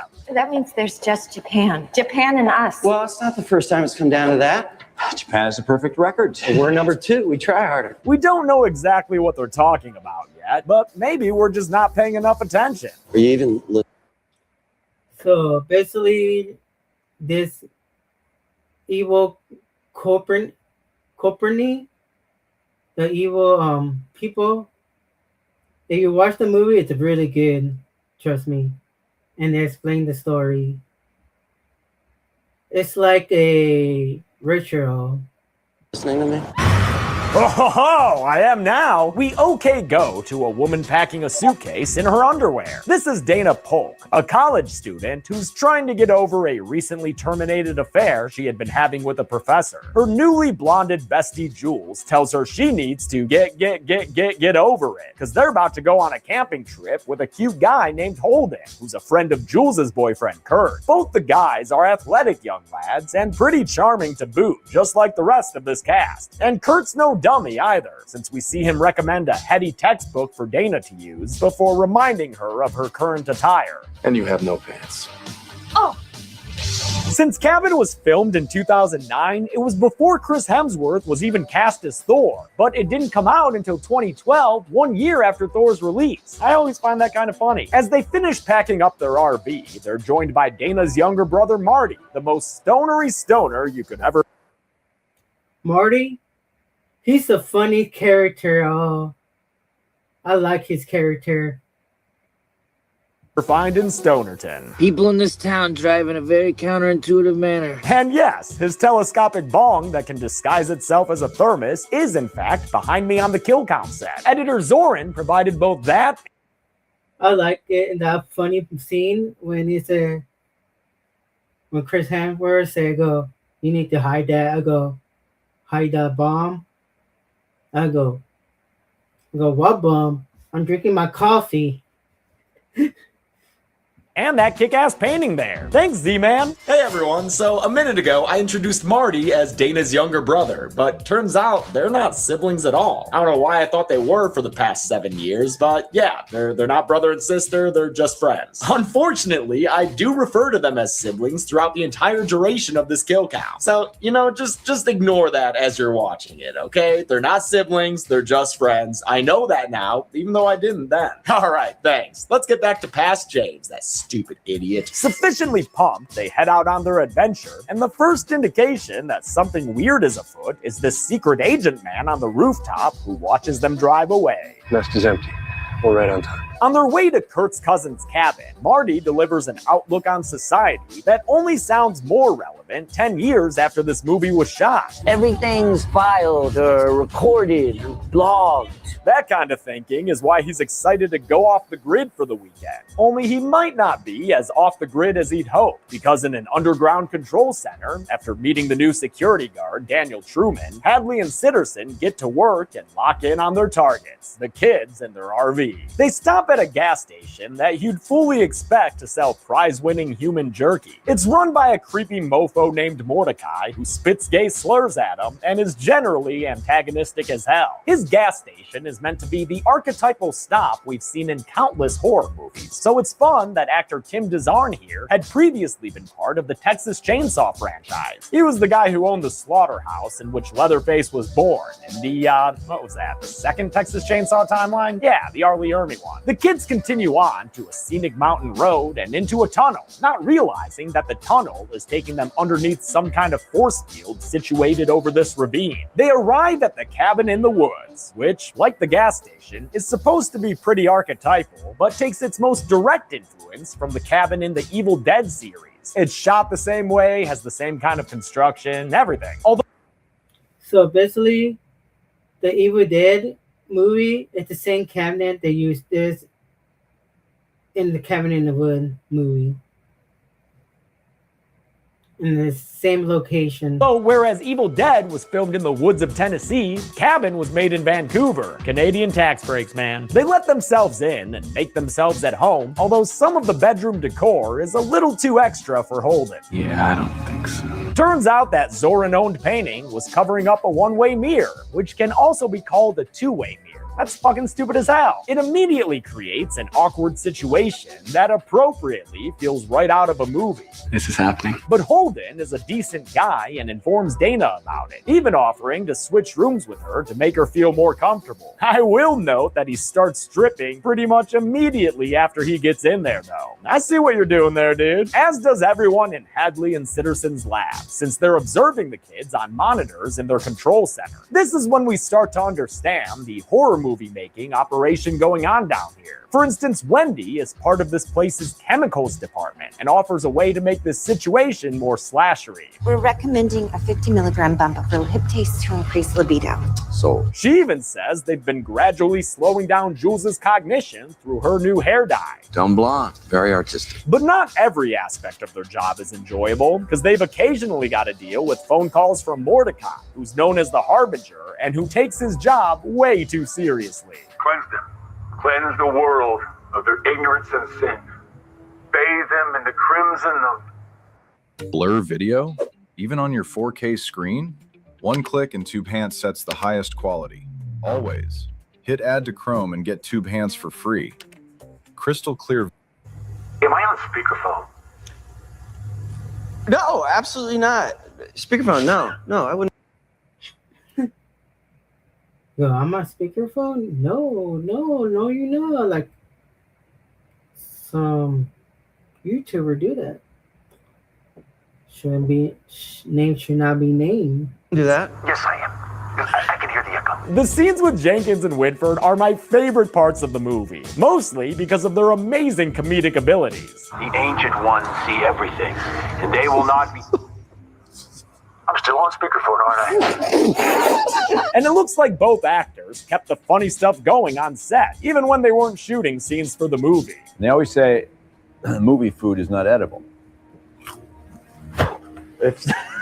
As the kids have a splashy mess around in the lake, the folks in the lab begin taking bets by department. As audience members, we're still a bit in the dark as to what they're doing down here. But Truman expresses trepidation over gambling on what happens to the teens, especially with the control center technicians affecting everything so much. Sitterson tells him not to worry, though. They have to make the choice of their own free will. Otherwise, the system doesn't work. Yeah, we rig the game as much as we need to, but in the end, they don't transgress, they can't be punished. So that means no harm in having a little fun while they monitor the situation. The kids start to party too, and under the chem department's influence, Jules is acting much more sexual than usual, going all out after Marty dares her to make out with a wolf head on the wall. Since they weren't allowed to use an actual taxidermied wolf head, I don't know, is that a Canadian law or something? Effects artist Dave Anderson had to make a synthetic, removable, washable tongue out of silicone that was dusted with powdered sugar. So hey, at least that thing was tasty for actor Anna Hutchison. A cellar door suddenly erupts open, again taking after Evil Dead, and we see that Kurt is no longer the genius he was shown to be earlier. The wind must have blown up. That makes what kind of sense? They descend into the cellar, where, by flashlight beam, they find a whole bunch of creeptastic keepsakes. Creepsakes? Not sure it's awesome to be down here. Marty's uncertainty doesn't stop him from being drawn towards old projector film, though, as the others are equally attracted towards artifacts like a necklace near a wedding dress, a conch shell, a ballerina music box, and a puzzle orb. But it's a diary that Dana reads that gets their full attention first. It was written by one Anna Patience Buckner in 1903, and in it, she talks about living in hardship with overly religious, abusive parents. If only Patience Buckner had had a black fill-up. But she didn't, so Patience wound up with a hacked-off arm courtesy of her father, meaning she was barely able to finish writing down a passage in Latin that she says would restore her family's spirits. There's some debate as to whether or not Dana should read the passage. Do not read the Latin. What the fuck? But the whispers win out, and she says the words. Out in the woods, unbeknownst to the kids, a few newly reanimated corpses begin digging themselves out of their graves and making their way towards the cabin. We have a winner! It's the Buckners, ladies and gentlemen! Yeah, they bring zombie into it and into this movie. Yep, the teens have just unwittingly picked their adversaries for the movie, and looks like the maintenance department won the work wager. If we could just pause for a minute and appreciate what we're looking at here, each one of the monsters on this whiteboard, from zombies and clowns to snowmen and unicorns, could have become the enemies of our victims in the cabin, depending on which item they activated. So you can imagine the characters in, say, Jack Frost somehow activating the snowman monster and thus having to fight his annoying ass. Since Dana read from the Buckner diary, she and the others are going to have to deal with the redneck torture zombie family. And don't get them mistaken with run-of-the-mill zombies. They're a very specific breed. Like the difference between an elephant and an elephant seal. Wendy tells Truman that all of the available monsters are remnants of the old world, supplied by powerful beings below. And naturally, the longtime technicians have developed favorites. Hadley's still holding out for a merman. He had the conch in his hands. In a couple more minutes, who knows what might have happened. Sitterson tells Hadley that mermen are messy. Be happy with the Buckners. They do have a 100% clearance rate, just like the team over in Japan, who's still keeping up their end of the bargain with a Samara-type ghost demon tormenting a group of grade school girls. At the cabin, each person falls more and more into their stereotype. Jules can't stop flaunting her sexuality, Kurt's being a jockey joy, Dana's looking pretty demure, and Holden's adopted some smart guy glasses to better read the Latin in Patience's diary. Only Marty seems like his regular old self. I feel like they make Chris Hemsworth like a junkie. Like every movie he is in it, like Cabin in the Wood, The Thorn, like he liked to drink beer a lot. Another one. That's my opinion. Still, I have a theory about all this. he tries to tell his sister that everyone's acting weird, but she dismisses his theory as leaf-derived and he retires to go to his room. Kurt and Jules are playing woodsy grab-ass when he suggests they go all the way. She's reluctant at first, much to the chagrin of their pencil-necked audience, ingredients. But with an increase of the temperature and the pumping in of some pheromones, Jules decides, you know what, this does look like a great place to get their grind on. Once again, Cabin offers an explanation for a genre-wide trope. This could be why so many slasher victims act so stupid and horny all the time. Cause trust me, partner, these two are horny, which Sitterson says is good for their audience, whoever that may be. Their audience is also into blood, so it's a good thing the Buckners are here. They stab Kurt with a sharp tool, then take him down with a bear trap on a chain, which is then used to reel in Jules for the first kill of the movie, when these Buckner bastards take a big ol' rusty saw and use it to cut her frickin' head off. Down in the lab, her death is met with quiet reverence as the technicians make an offering. They pull a handle, break a vial, and pour out some blood for their homies. Y'all collecting blood there, fellas? What you doing with all that blood? Kurt gets back to the cabin and tells everyone what happened to Jules. She's gone. And if they needed any proof, well, here's her head. She doesn't look so blonde right now. They lock out the Buckners and make plans to stick together, but that'd be too difficult for the puppet masters watching. So they pump in more stupid gas until Kurt decides that splitting up is the smarter idea. We can cover more ground that way. Yeah, good idea. Really? They retreat to their rooms where they're locked inside and where Marty finds evidence that they're being watched. Before he can figure out exactly what's going on though, Judah Buckner crashes through the window and pulls him outside. He throws half a garden shear into Marty's back and drags him below ground. And the technicians celebrate another sacrifice by pulling the handle and getting their blood fountain going again. Something's weird about this one though, because it leaves the entire earth shaking. Dana and Holden manage to get together and make their way underneath the cabin into the Black Room, the place where Papa Buckner killed his kids. It's also where Matthew Buckner tries to kill Holden right now. Dana fights off the mother Buckner with a crowbar to the face, which was done in a relatively simple but awesome way. Half a crowbar was guided by a chroma green rail into actor Dan Payne's face, with the crowbar's tip and blood effects getting added through CG later. I'm just trying to make my mom proud, man. She's so proud of you. She's proud of me right now. Yeah. Crowbar in the face. Attaboy. I mean, she should be proud. The Buckners are an integral part to this movie, and it apparently took each of them 6 hours to get ready. That's a lot of time in the makeup chair. Dana gets some bonus stabs in with a knife, but doesn't hold on to the weapon when she's done, thanks to fuckery from the techs who are displeased with how... I will get credit to the makeup artist, spending time a lot. 6 hours to do makeup, man. This night is going. Remember when you could just throw a girl in a volcano? Kurt meets up with them, and as they escape from the storm cellar, he tells Dana that Marty didn't make it. After a quick beat of sadness, the kids are back aboard the RV and squealing wheels to get out of here. Speaking of squealing, the Japanese ghost demon is going off like a teapot right now, because apparently those kids were able to turn the tide and turn her into a frog. そして今、ヒコの魂はこのカエルの中で幸せに生き続けていく。Aw, good for them. Sitterson's not a fan though.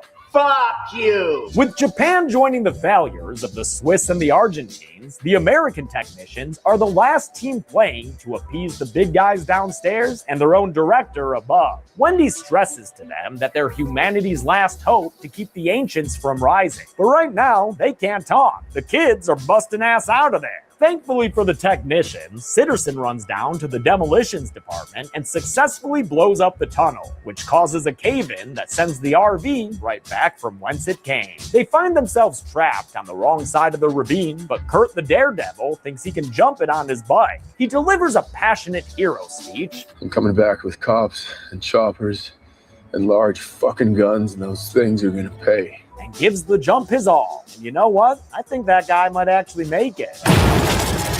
No fucking way was he gonna make it, dog. Don't y'all remember that bird? It was a valiant but ultimately futile effort, and all it accomplished was giving the guys downstairs some more blood. Dana and Holden head back in the RV, but they've barely touched the gas pedal when Holden gets stabbed through the neck. Damn! I guess Father Buckner was stowing away in the RV. Always check those back seats, kids. The RV crashes into a lake, and as Dana makes her way out and up to the surface, the technicians start to celebrate. because they've won. Mission accomplished. It's okay if the virgin of the group lives. After all, the final girl often does. She just had to have suffered and outlived all the others. As Hadley watches Dana swim to safety, he begins to realize that he's grown pretty damn fond of her. Think of all the pain and the Tequila is my lady! Haha, never mind, it's tequila time! Clear the bar and get Pee-wee some platform shoes. As Dana is attacked by Matthew Buckner, the biggest and scariest redneck torture zombie, the technicians impassively celebrate their success, no longer concerned with her fate. It's some splendid dark comedy, how banal their office party is.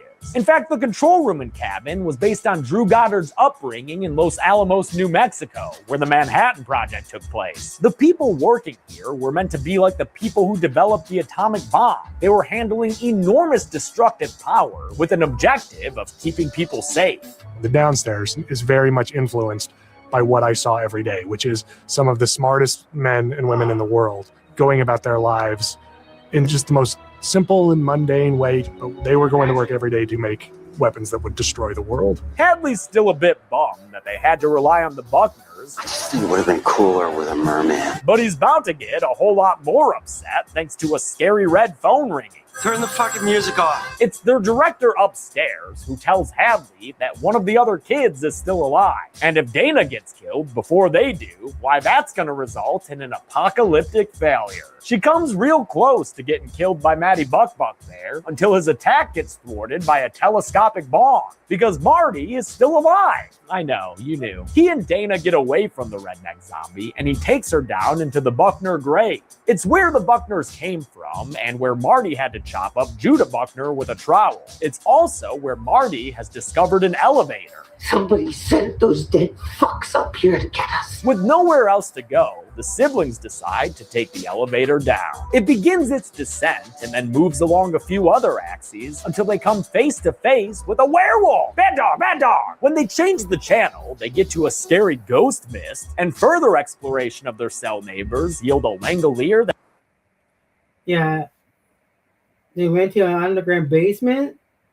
You see like a bunch of horror characters in it. So there are a lot of horror characters in it. You see a zombie, werewolf, vampire, bats, everything. That became a ballerina, and Pinhead's older cousin who found the lament configuration too square. Dana figures everything out when she sees this dude's puzzle orb. We chose. They made us choose how we die. Yep, all these monsters correspond with the trinkets in the cellar, and also with the names on the whiteboard in the lab. For instance, Sawhead here is a Hell Lord, and that ballerina is the Sugar Plum Fairy. Oh, and peep that angry molesting tree up there. That's another Evil Dead nod. Dana explodes in anger as their elevator is placed among an Indiana Jones archive of all the evil options they could have potentially chosen. Some of note, right off the bat, this Gravy Girls looking pair, and a cell with mutants that kind of look like the Tether, Prescient. This image of all these glass cube elevators is one of the coolest shots of the movie, and was also a total pain in the ass to do. Production designer Martin Wist had to design the cubes in a mathematical way that would allow them to realistically slide around and fit in with one another. Then, the digital effects team at Rhythm and Hues Studio, led by Todd Shiflett, used the AI software Massive, which generates 3D crowd effects, to make a sort of brain that kept each of the individual elevators aware of where the others were. The contents of the elevators were shot in front of green screens and filled with all the fantastical monsters production could come up with. They had boxes of various sizes that allowed them to do cool perspective stuff, like making a regular tall dude appear to be a giant. There was a standing box on a set that if something was ready, you take it out there and then... Excuse me, you're reading wrong. Put these on. Show me your book. I'm gonna take a picture of it. shoot it and, put zombies in there. And they had a mini one, you put bugs in there, put my head in one. That was really cool how they did it, like how different characters inside like a box. like a floating version of my head. Other monsters shot in these boxes include an adorable little kid with a hatchet, some things that look like they rolled in from Jabba's palace, and their clan members. I mean, they did say they wanted monsters. With their subjects on their way out of Plato's cave, the technicians are freaking out. They stress to their security team that they have to take out Marty before Dana, otherwise the mission fails. Oh, and in case you wanted to know why Marty was immune to the chem team's efforts, whatever he's been smoking's been immunizing him to all our shit. hashtag legalize it. Their elevator stops and a guard tries to apprehend them, but he's thwarted by the zombie arm of the Buckner Marty dismembered. The kids bang the guy's head against the wall, then take off, leaving the zombie arm behind to get the double tap in the elevator. As the siblings make their way through pristine hallways, the director's voice comes over a loudspeaker and tells them to stop fucking with the system. What's happening to you is part of something bigger.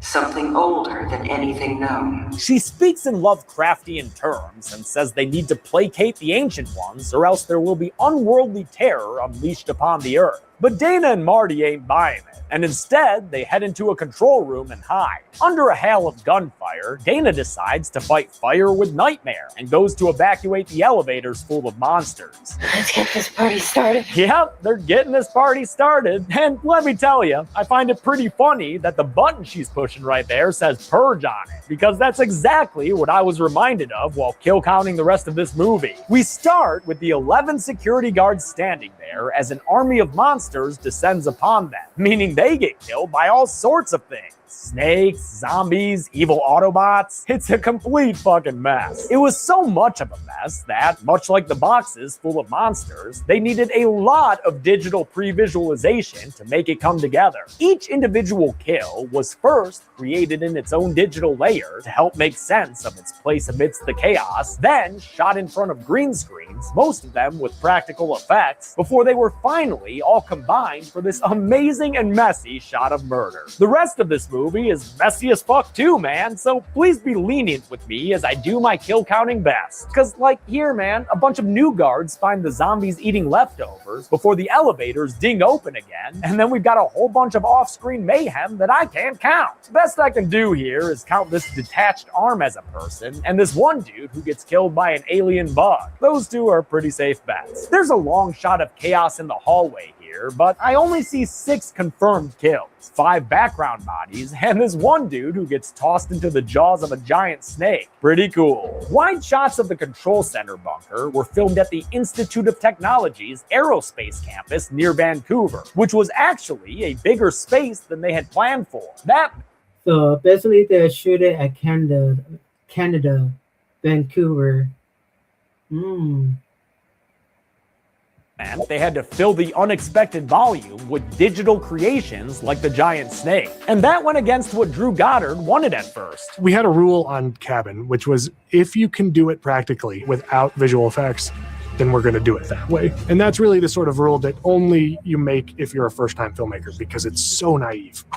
Because you realize after you do it, the reason we have visual effects is because they make your life so much easier. I really appreciate that Goddard and his crew worked to make as many effects practical as they could. The effects were headed by David Leroy Anderson at AFX Studio, which also did the effects for Pet Sematary back when the company was run by David's dad, Lance. Lance was around to help out for Cabin, as was David's wife, Heather Langenkamp Anderson, who of course was Nancy freaking Thompson in the Nightmare on Elm Street series. She's also pretty good at escape rooms, I must say. The Andersons only had 6 to 8 weeks to make all these impressive monster effects, and they probably wouldn't have been able to do it without Warner Brothers giving them a 6,000 square foot workshop in Burbank to use. There, they worked with a crew of about 60 that included mold makers, illustrators, sculptors, you name it, to build as many, quote, non-humanoidal forms that they could come up with and ship them from LA to Vancouver. It was a mammoth undertaking that Dave Anderson thinks is unlikely to be repeated. It'll never happen again. It'll never happen in this town again. This was like under one roof bringing together 10 small shops. Then, when they were finally on set in Canada, they used over 200 gallons of blood for the film. Because boy, does Drew Goddard like it bloody. Hey Dave, we need a big bag of guts. The carnage continues in security cam footage shown in a montage and on screens in the background of the control room. This mayhem, which I'll count in just a minute, was written into the script as a single sentence. There is chaos on every screen. It's an easy movie. It all happens over one story day, one big change, so I'm reading through the script, and all of a sudden, literally, there's chaos on every screen. I can't say often enough what a terrible idea it was to write the line, there is chaos on every screen. We've had more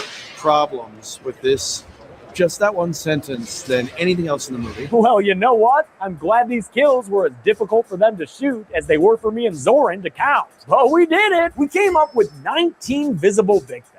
The most prominent among them, a woman shooting herself. There's also a dude getting killed by the molesty tree, a guy getting suffocated with a bag, one dude on fire, thanks to those grody Grady gals, a man getting his face melted by mutant spit up, a woman and a man being eaten by zombies, a guy just lying there dead, 5 people tied up, doused in gasoline, and lit on fire by those strangers-like killers, 5 more people dead thanks to the sugar plum fairy girl who's dancing around their corpses, and finally, we see someone's severed pelvic bone held like a trophy by some goblins in a golf cart. The behind-the-scenes footage of that last one is great, by the way. Also impressive here is that the screens in the background weren't comped in during post-production. They actually shot all this footage and played it on the screens for real during production.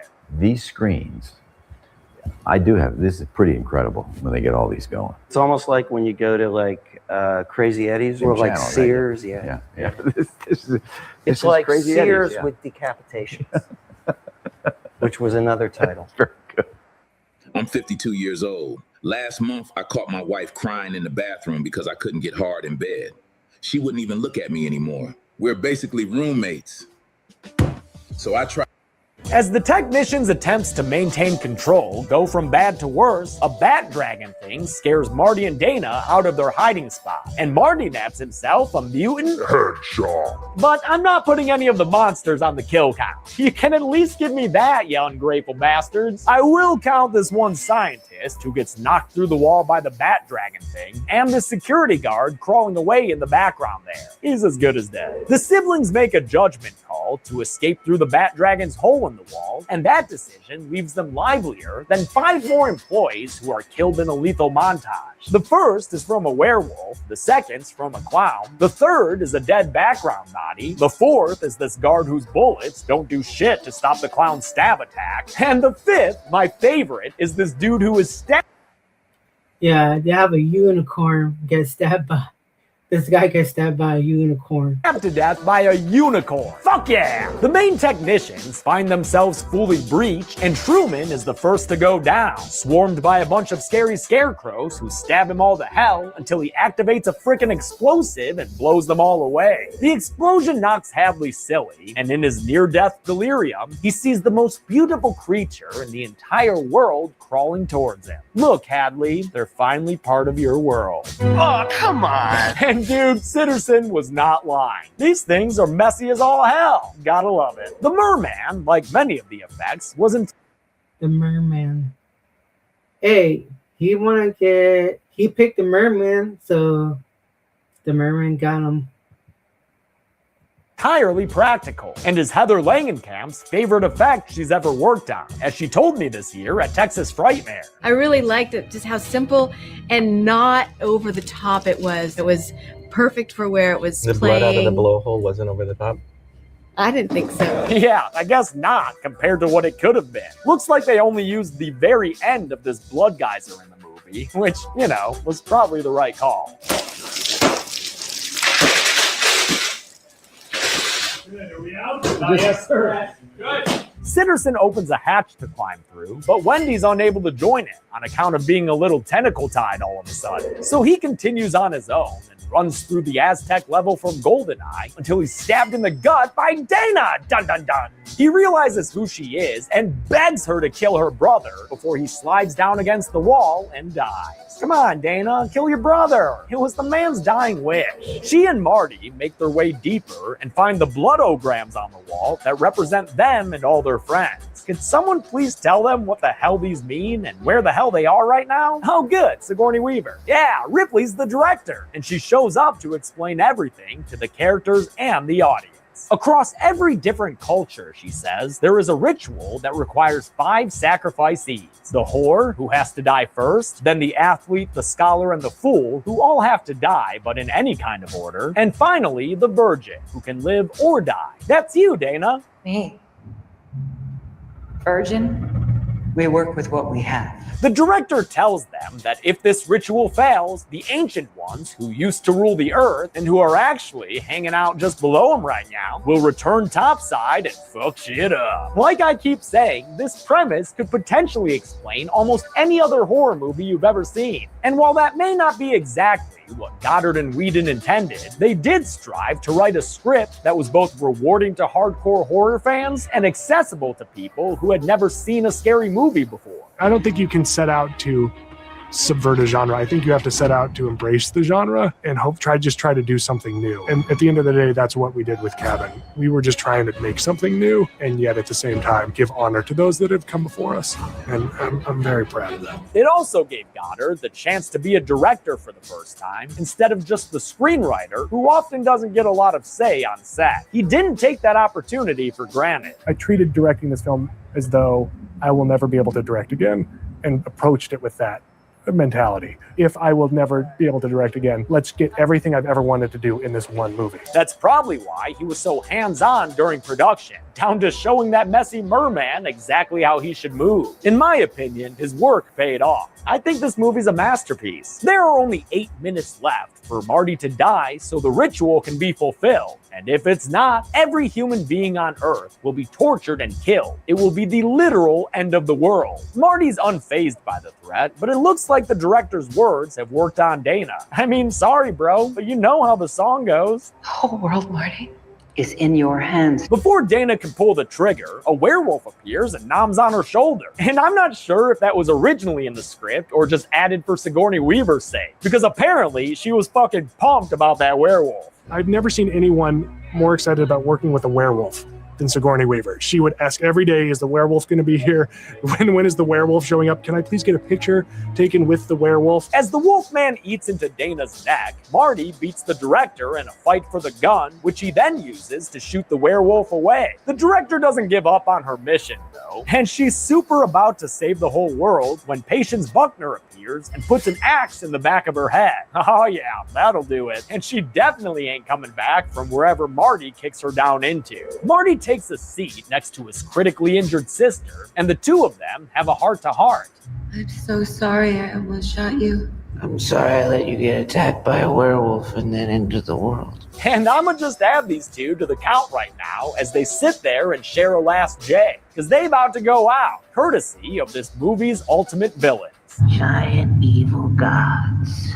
Then, yeah man, as the siblings hold hands, the world around them begins to fall apart, and the movie ends with a giant hand reaching out of the earth to begin enacting horrors unknown. This final shot, in keeping with the spirit of the movie, was done with as many practical effects as possible. A team at Grant McEwen Design built miniature trees using a whole bunch of science I can't even begin to explain. So we employed carbon fiber cores and then wrapped it with multiple layers of flexible polyethylene and polyurethane foam, and then skinned it with latex. They filmed those trees falling in front of a blue screen, which they also did with dust and dirt particles that would be too difficult to render digitally. Random kinetic motion of real three-dimensional moving objects is almost impossible to duplicate in a computer because computers work in mathematical curves and ellipses.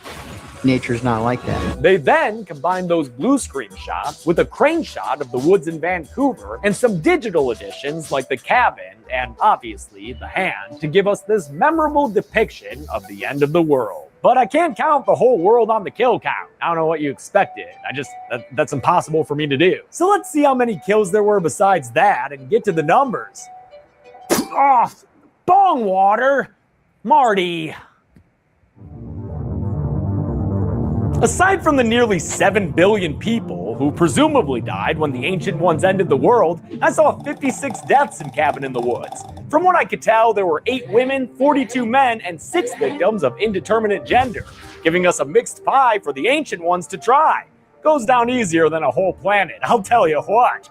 With a runtime of 95 minutes, we had a kill on average every 1.7 minutes, and then the world ended. I'll give the golden chainsaw for coolest kill to the unicorn guy. I know Hadley being killed by a merman is great and all, but this dude was stabbed to death by a frickin' gosh darn unicorn. A unicorn! You get stabbed by a unicorn, man. That was a good one. Are you kidding me? I love it, man. Dull machete for lamest kill will go to Sitterson, who got a single stab to the chest. Sit her down there, son. And that's it. The Cabin in the Woods premiered in 2012 and is a landmark horror comedy that every fan of the genre should see. I've got one more kill count left for you this year, because on New Year's Eve, we're tackling society. But until then, I'm James A. Janice. This has been the Kill Count. Thanks a lot for watching this Kill Count. I want to thank some patrons like Liam Foster, JLP Animations, Jackie Rosbach, Rick Axe, Corey Carson, and Autumn, aka Mizzou. I really love Cabin in the Woods, obviously, even though I'm not a big fan of Joss Whedon's other stuff. What do you think of Cabin? Is it a landmark masterpiece, or is it totally overrated? Be good people. Oh, you on Suno? Yeah, I'm on Suno too. It's like a battle. So what do you think about Cabin in the Wood? Have you seen that movie before? That movie's been old. I really enjoyed it. Also, I have it in Blu-ray, DVD. So it was pretty funny. I would hope you guys watch it and enjoy it. But remember, like, comment, share. See you on the next video. Rudy is out. All right, one more is Stevie.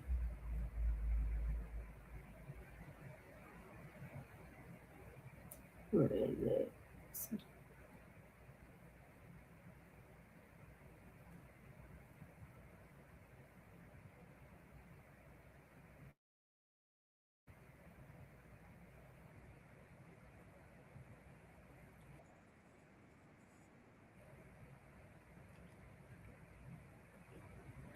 Yeah, I'm looking for it right now.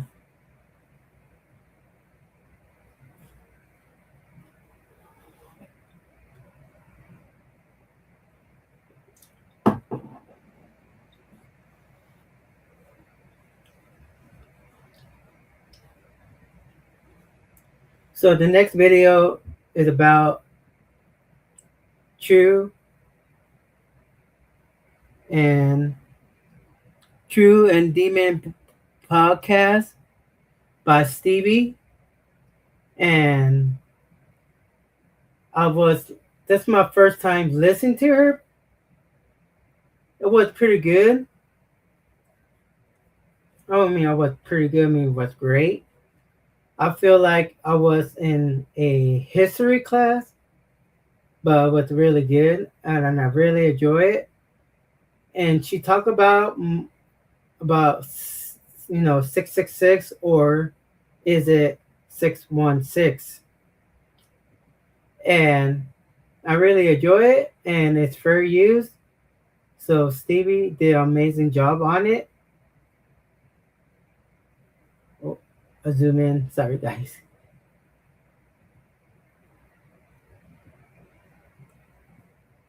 And it's fair use.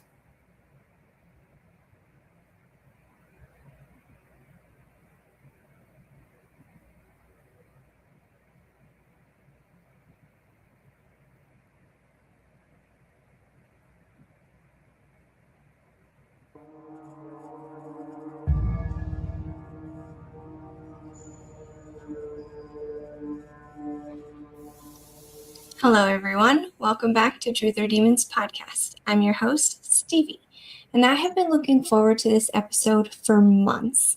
Today, I'm finally going to talk about a super big dilemma that's actually not so well known.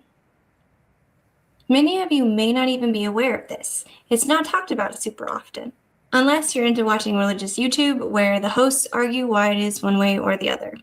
Not a whole lot of other people are really talking about it. In fact, when I searched YouTube for content for research on this subject, pretty much all I found were religious-based channels doing videos with biased info, with the exception of a couple that gave really good full. Yeah, I feel like none of the religion don't talk them very much, because for me, growing up as a Catholic and going to later on to Christian, and I feel like I know what 666 means. It's the mark of the beast, but there's more detail about it. I'm glad Stevie covered it. 'Cause I feel like I'm like watching a history lecture, in my opinion. Coverage versus just the biased information. I will link them in the description. As you know from the title and the thumbnail, today we are talking about the unholiest of numbers, the mark of the beast, the symbol of Satan, the number of the Antichrist, 666. People know about 666, 666, the mark of the beast, the devil number, the Antichrist, Lucifer number, on and on. Or is it 616?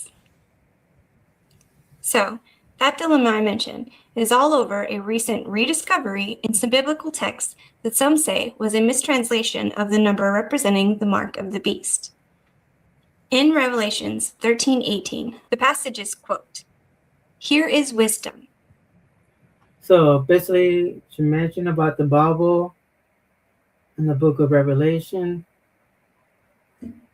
the last chapter of the Bible, and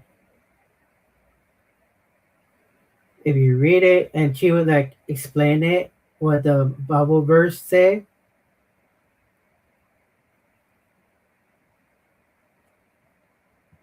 Let one who has understanding calculate the number of the beast, for it is the number of a man, and his number is 606. I spotted something in her room. The Annabelle doll. Story time about that later on. 66. End quote. Get exclusive Mortal Kombat 2 wallpapers for your PC with Bing.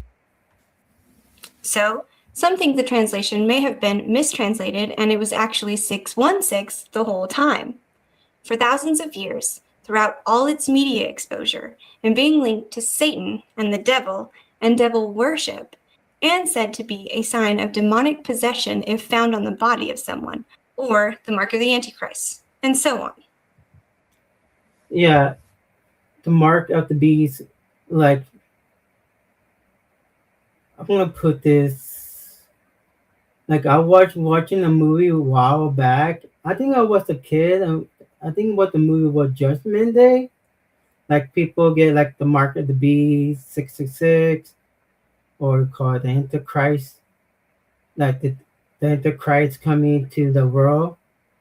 But when we don't know when the Antichrist is coming, but at the time our Lord and Savior Jesus will come. And yeah. There's stories, there's art, there's conspiracies, there's music, there's even energy drinks. That all lends to the evil represented. Yeah, and I want to know about more about it, but I know about Monster, the energy drink, cause like I thought it would be like, is it Hebrew numbers or Latin numbers? Represented by these three numbers. So, if someone has discovered that the translation is actually 616 and not 666, and if that discovery is true, do you know what that would mean? Nothing we knew to be evil by the association with 666 was ever true. That's what it would mean. It would mean the fear that comes from seeing that number pop up on your total at the grocery store and experiencing that sudden urge to add a candy bar or a pack of gum so you don't accidentally piss off or accrue the attachment of any demons isn't even legitimate. If 616 is the true number of the beast, then is all the fear surrounding 666 null and void? Yeah, I talk about like if you get like a number. I think NAL skipped a number if you get 666, or like you go to a grocery store and your total come up like 666, you didn't do that on purpose, but it's just numbers. And they're like ringing you up. I go, oh, 666. Oh, mark at the beast number, devil. Like, That way no one is talking about this? So naturally, when I learned this was a thing, my debunking brain went into severe overdrive. I started searching for anyone else out there, like me, that had heard this and done the research on it. And I really couldn't find much. I was having a really hard time finding any videos or content that addressed this, other than some random shorts on YouTube or compilations of thousands of clips. Then I realized why. This subject, the subject of the possible mistranslation of the Mark of the Beast, is so in-depth and so utterly confusing. And I don't know how many of you have ever tried to listen to a theological lecture of any kind, but they are incredibly hard to follow. Mostly, I took away a handful of things from this research I was able to do on this subject, short of reading the entire Bible for more context. I have listened to the entire Bible on Audible a few times, and again, it is just so hard to follow. My hat goes off to all the people who had to memorize these things growing up and be expected to know and remember all. yeah, if you go to like a Christian Bible school or a Christian school or college, or your parents are pastor, you have to study the Bible. Jeez, I'm not gonna remember every single scriptures. Everybody know what John 3:16 is. You see that in and out under the cup. Like sometime in and out like Bible verse. Like the shake, the fries, the paper wrap inside the burger. What else? All of it. So overwhelming. Also, it's important to note here that I listened to the King James Version, which has its own set of translation issues. Yeah, like if you're listening to the King James Version, it's kind of hard to read because like back in the days, for me, if you get like Tuple, like the new King James Version, the old school King James Version, the New Living Translation Bible, there are a lot bunch of Bible versions, different Bible different Bible version of it that you can understand it. But if you read like the old school King James or the new school, it's kind of hard, difficult, and you probably get lost. But back to what I took away from my many hours of self-imposed Bible study via YouTube and Audible. So as it seems, according to so many theologians on YouTube, no one knows whether the number was mistranslated or not. There are so many arguments and also multiple interpretations of the translations of these texts. Some swear the mistranslation is clear, that it says and always said 616. And some say, well, it could say 616, but this is why it would, which doesn't really take away from the well-known history we are all familiar with, and 666 is still the actual mark of the beast. And then you have people that say the text is so old and worn that it may be damaged, and that's why it appears to be translating to 616 instead of 666. And then you have the people who say that this text isn't the oldest text, so that has to mean that this is a blasphemous piece of text. My head was spinning with all the different things I heard people say regarding this dilemma. So much arguing. And again, they were all of a theology background or stance, meaning each person arguing was of a different religious background. I heard Jewish history, I heard Catholic history, and I heard the arguing side of the Christian history, and none of them agreed. Of course. But what is really interesting is how... Yeah.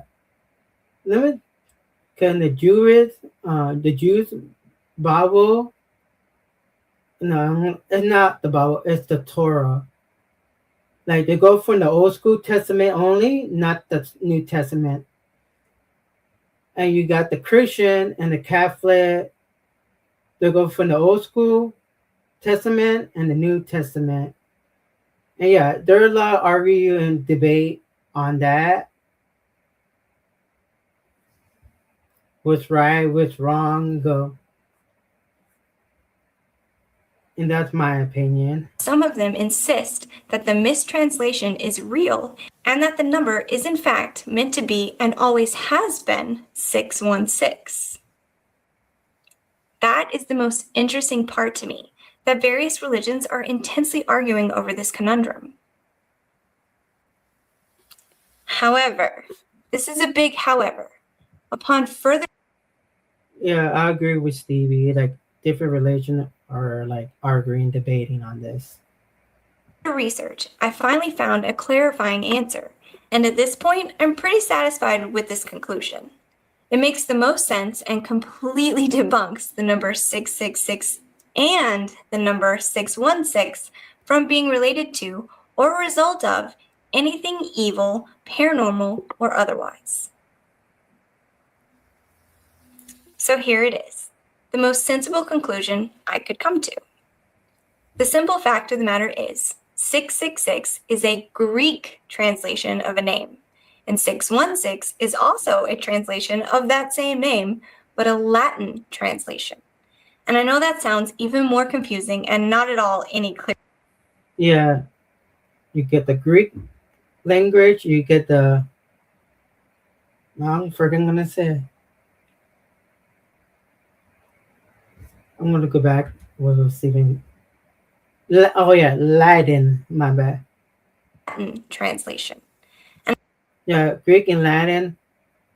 I thought it would be Hebrew. So. I know that sounds even more confusing and not at all any clearer, but let me explain. During the time just before these passages were written, there was a man in great power.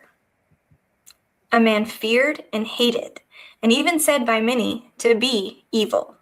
His name was Nero.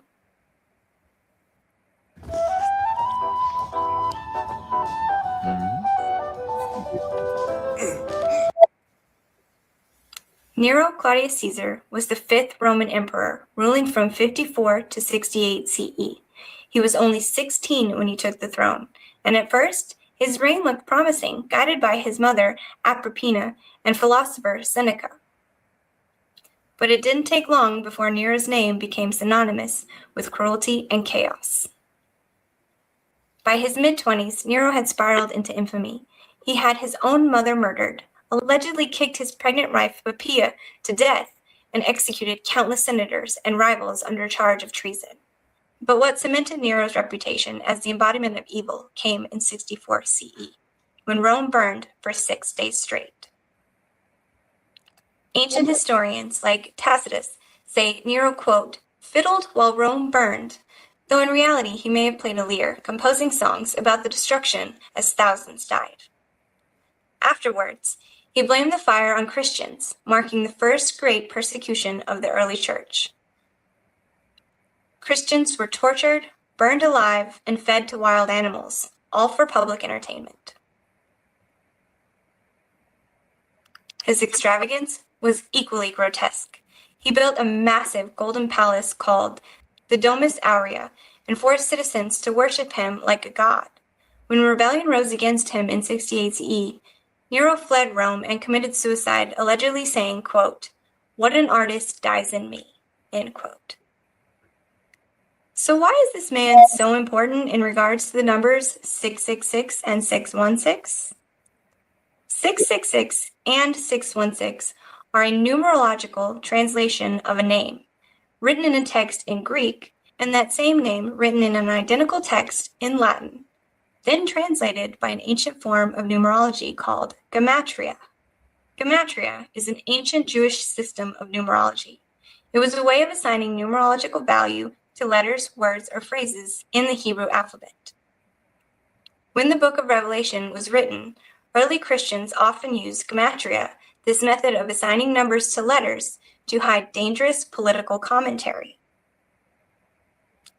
In Hebrew, the name Nero Caesar adds up to 666, and in Latin, it adds up to 616. So, to make a complicated mess of research as simple as possible, 666 was a gematria translation from the Greek text translating to. So it's from the Greek text. So 66, yeah. In Latin, it's 616. Remember, guys, there will be in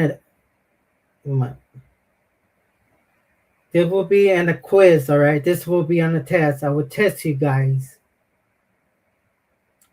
Neron Caesar, and 616 was from a Latin translation of that same name, with the gematria translation being Nero Caesar.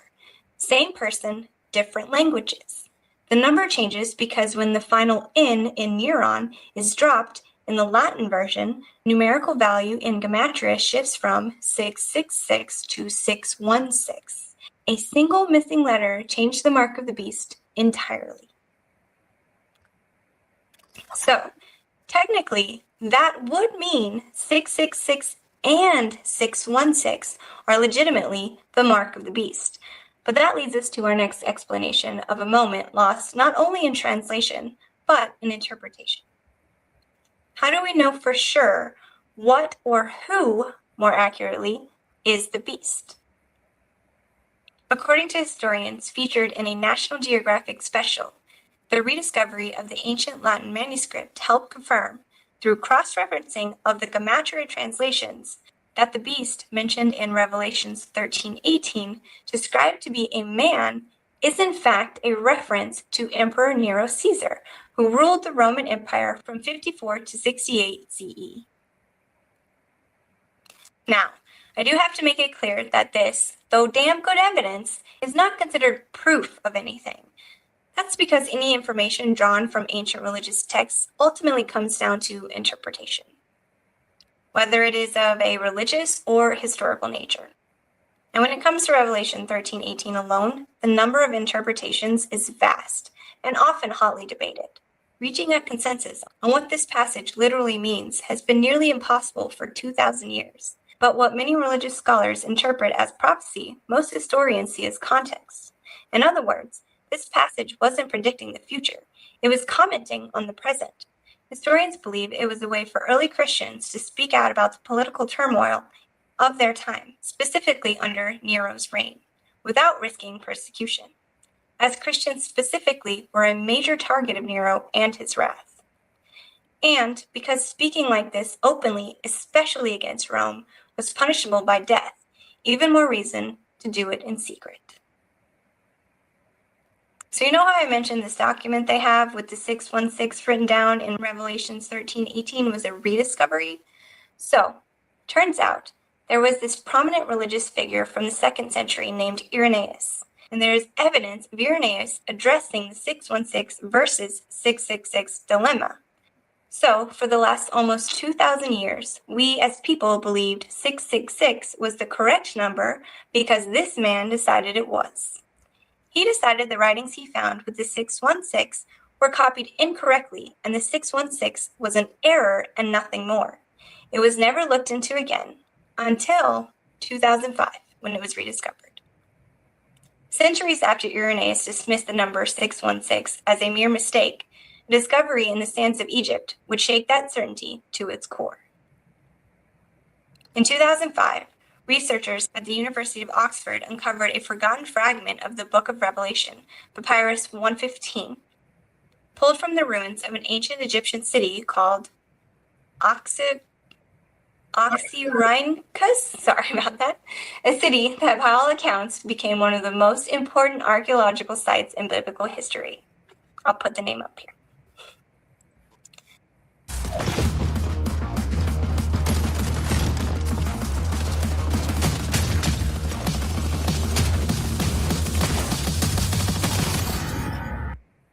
When experts used multispectral imaging, which is a light-based technique that reveals faded ink invisible to the human eye, they found something extremely interesting.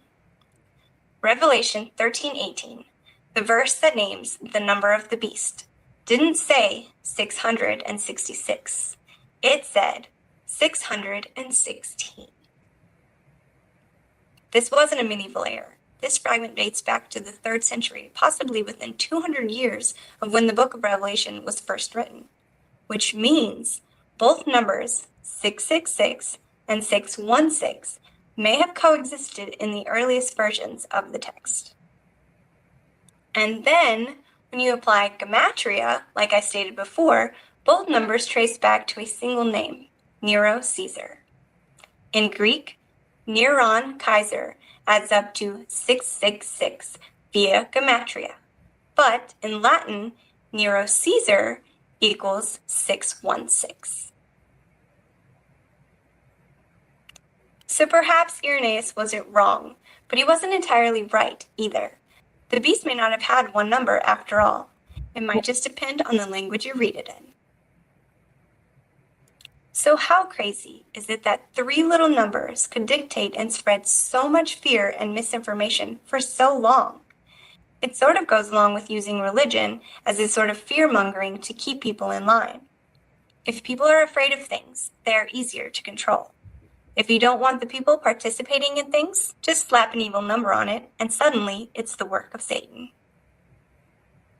But as a result of all this research and all the Bible study I never thought I'd voluntarily partake in, I am extensively satisfied with the work of historians and the conclusion that both 666 and 616 are code for a tyrant of a man, a pure embodiment of evil, to the people of the time, the intensely feared ruler of Rome, Nero Caesar.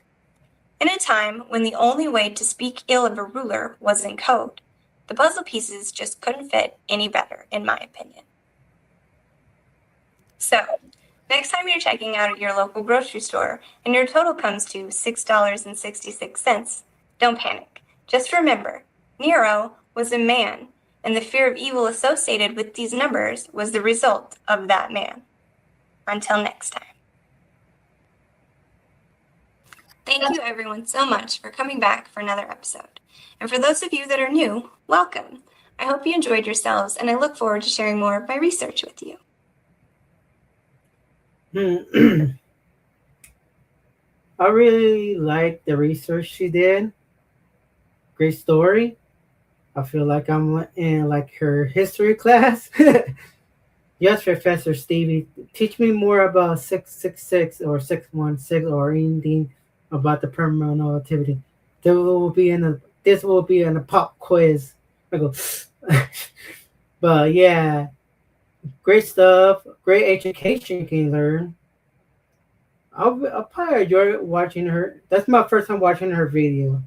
So thank you, Does, introduced me to her channel and learned so much. Watch more videos about True and Demon podcast. A couple of things before I let you go. I wanted to give a shout out to Spaghetti alla Paranormale for helping me with this one and for reminding me to clarify that it was the King James Version of the Bible I was referring to for this episode's research. That is an important distinction when presenting Bible research, so thank you for that, Alessia. Also, you may have noticed I have a new item in my collection of weird and wonderful things. This is a custom. Yeah, you see Stevie a bunch of Ouija boards. How many Ouija boards do you have? James, for Demi, we need a count. How many Stevie? How many Ouija boards do you have? I want to say kill count, but Ouija count boards you have. Custom made just for me spirit board. As most of you know, I am absolutely fascinated and obsessed with Ouija boards and spirit boards, and I own more than 20 of them now. I have almost half of my collection on the walls, as you can see. So I have 20 Ouija board. Wow. I have none. So, it turns out one of you amazing fans is a creator of custom Ouija boards. And when you reached out to me to talk about a custom piece, I was fully on board. No pun intended. So, I want to give a super big shout out to the creator, Hardcore Decor and Designs. I will link all his social media and his Etsy store in the description. He also does other fun woodworking art, so go give it a look and maybe a follow if you like. And be sure and go check him out and all his custom spirit boards. They're incredible. Just look at this board. I'll put a picture up here so you guys don't have to see me wave it around. Oh, the wood stuff look good. Does you watch? It does tell me watch that go buy my hit merch. You can buy this love it too. Hit merch at dustpermanal.com or this Tumblr of I forgot that one.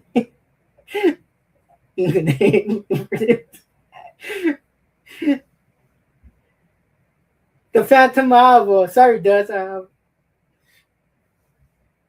Or this lovely Dust pronunciation, the red or blue logo.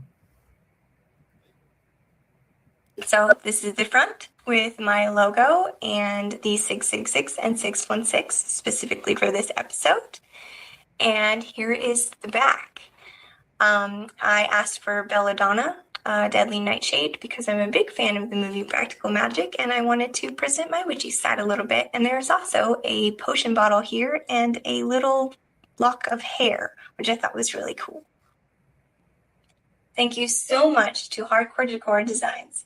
You guys go check them out and get yourselves a board too. You'll be floored by the creativity and hard work that goes into every board he makes.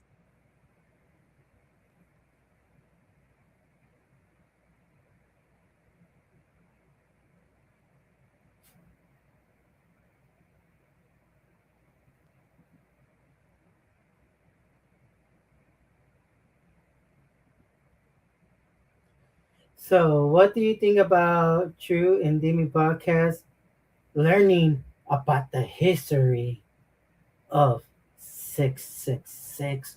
Or is it 616? Do you like her speaking about a little bit the history? Do you enjoy it?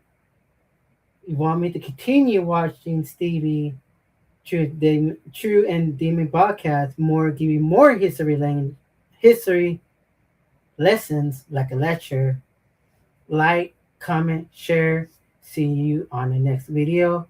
Peace. Rudy's out. All right, guys.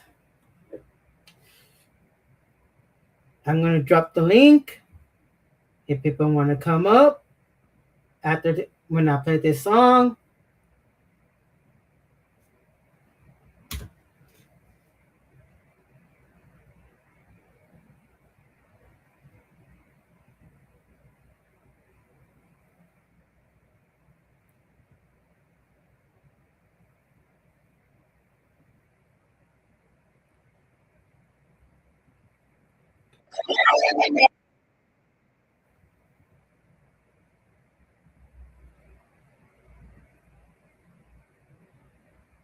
Oh, I'm sorry, guys. I'm kind of slow right now.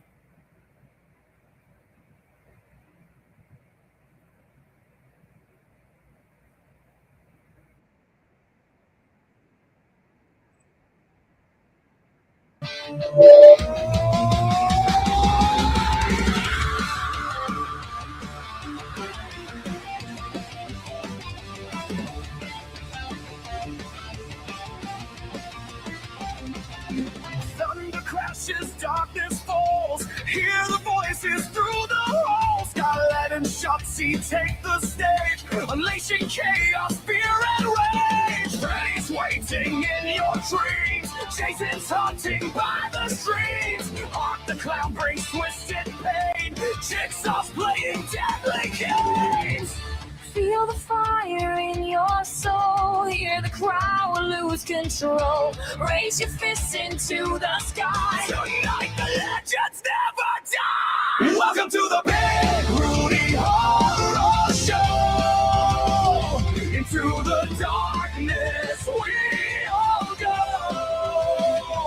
Action figures, horror games, emblems and icons, famous names. The conjuring spirits come. Insidious shadows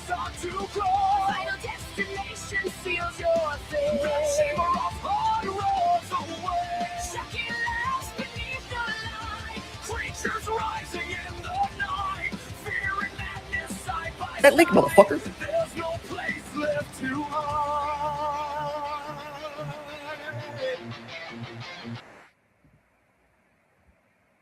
Hit that link, motherfucker. From the movies to the screen, living out the darkest dreams. Heavy guitars and pounding drums, hear the sounds of evil.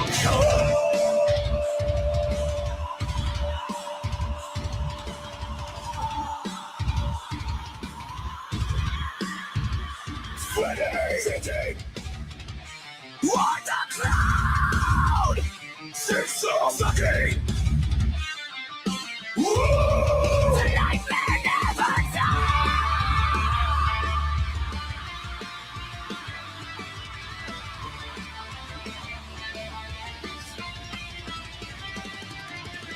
We are the monsters.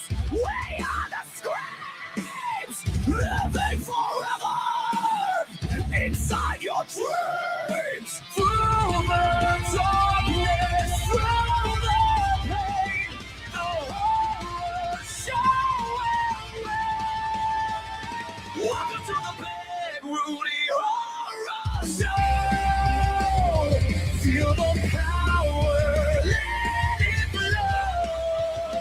Scarlet and sharp sailing the fight, rolling over the endless night.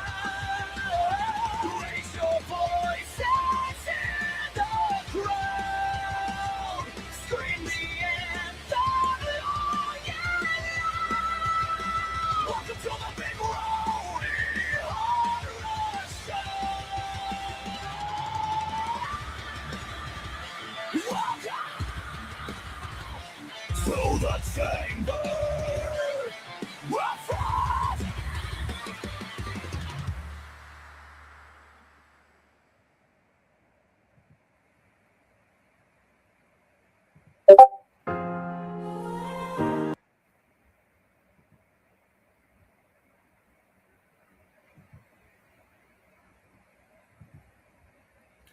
All right, guys, the stream is over. But I'll be back on Sunday. And this stream is going to be...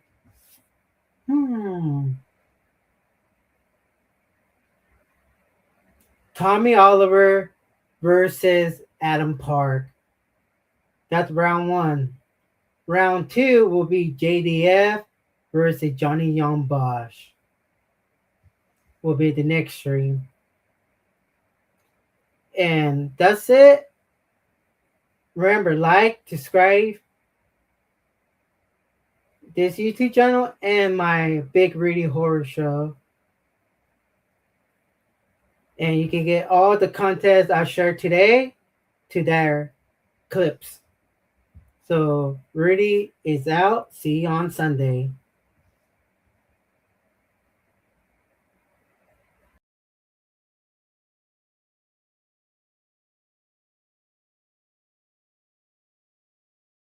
Yeah.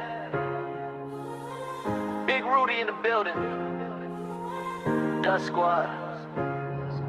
You already know what time it is. Started from the bottom, now I'm aiming for the sky. Everybody talking big, but they never even try. Stayed focused on the mission, kept my eyes on the prize. Every setback made me stronger, every loss made me wise. Money on my mind, got the hustle in my veins. Built it from the ground, now they screaming out my name. Never switched sides, never folded for the fame. Real ones beside me, yeah, we all became the game. One shot, one chance, better all the night. Hands up to the stars, watch the city lights. No fear, no doubt, we were born to fight. This moment belongs to us, we own the night. One shot, one chance, better all the night. Everything we've dreamed is finally in sight. No fear, no doubt, we were born to fight. This moment belongs to us, we own the night. We on the move, got the whole squad rolling, every door closed. Found another one opening, people throwing shade, but the future keeps glowing. While the haters keep talking, we're the ones still growing. Got dreams bigger than the money and the fame, trying to leave a legacy loyalty, not just another name. Stay loyal from the start, that's the reason we remain. When the pressure gets heavy, we embrace the pain. To the doubters and the critics, watching from afar, keep your comments, keep your noise. We're reaching for the stars, every scar tells a story, every mile left a mark. Now we're shining so bright, lighting up the dark. One shot, one chance, better own the night. Hands up to the stars, watch the city lights. No fear, no doubt, we were born to fight. This moment belongs to us, we own the night. One shot, one chance, better own the night. Everything we dream is finally inside. No fear, no doubt, we were born to fight. This moment belongs to us, we own the night. Big Booty, Dust Squad forever. We came too far to stop now.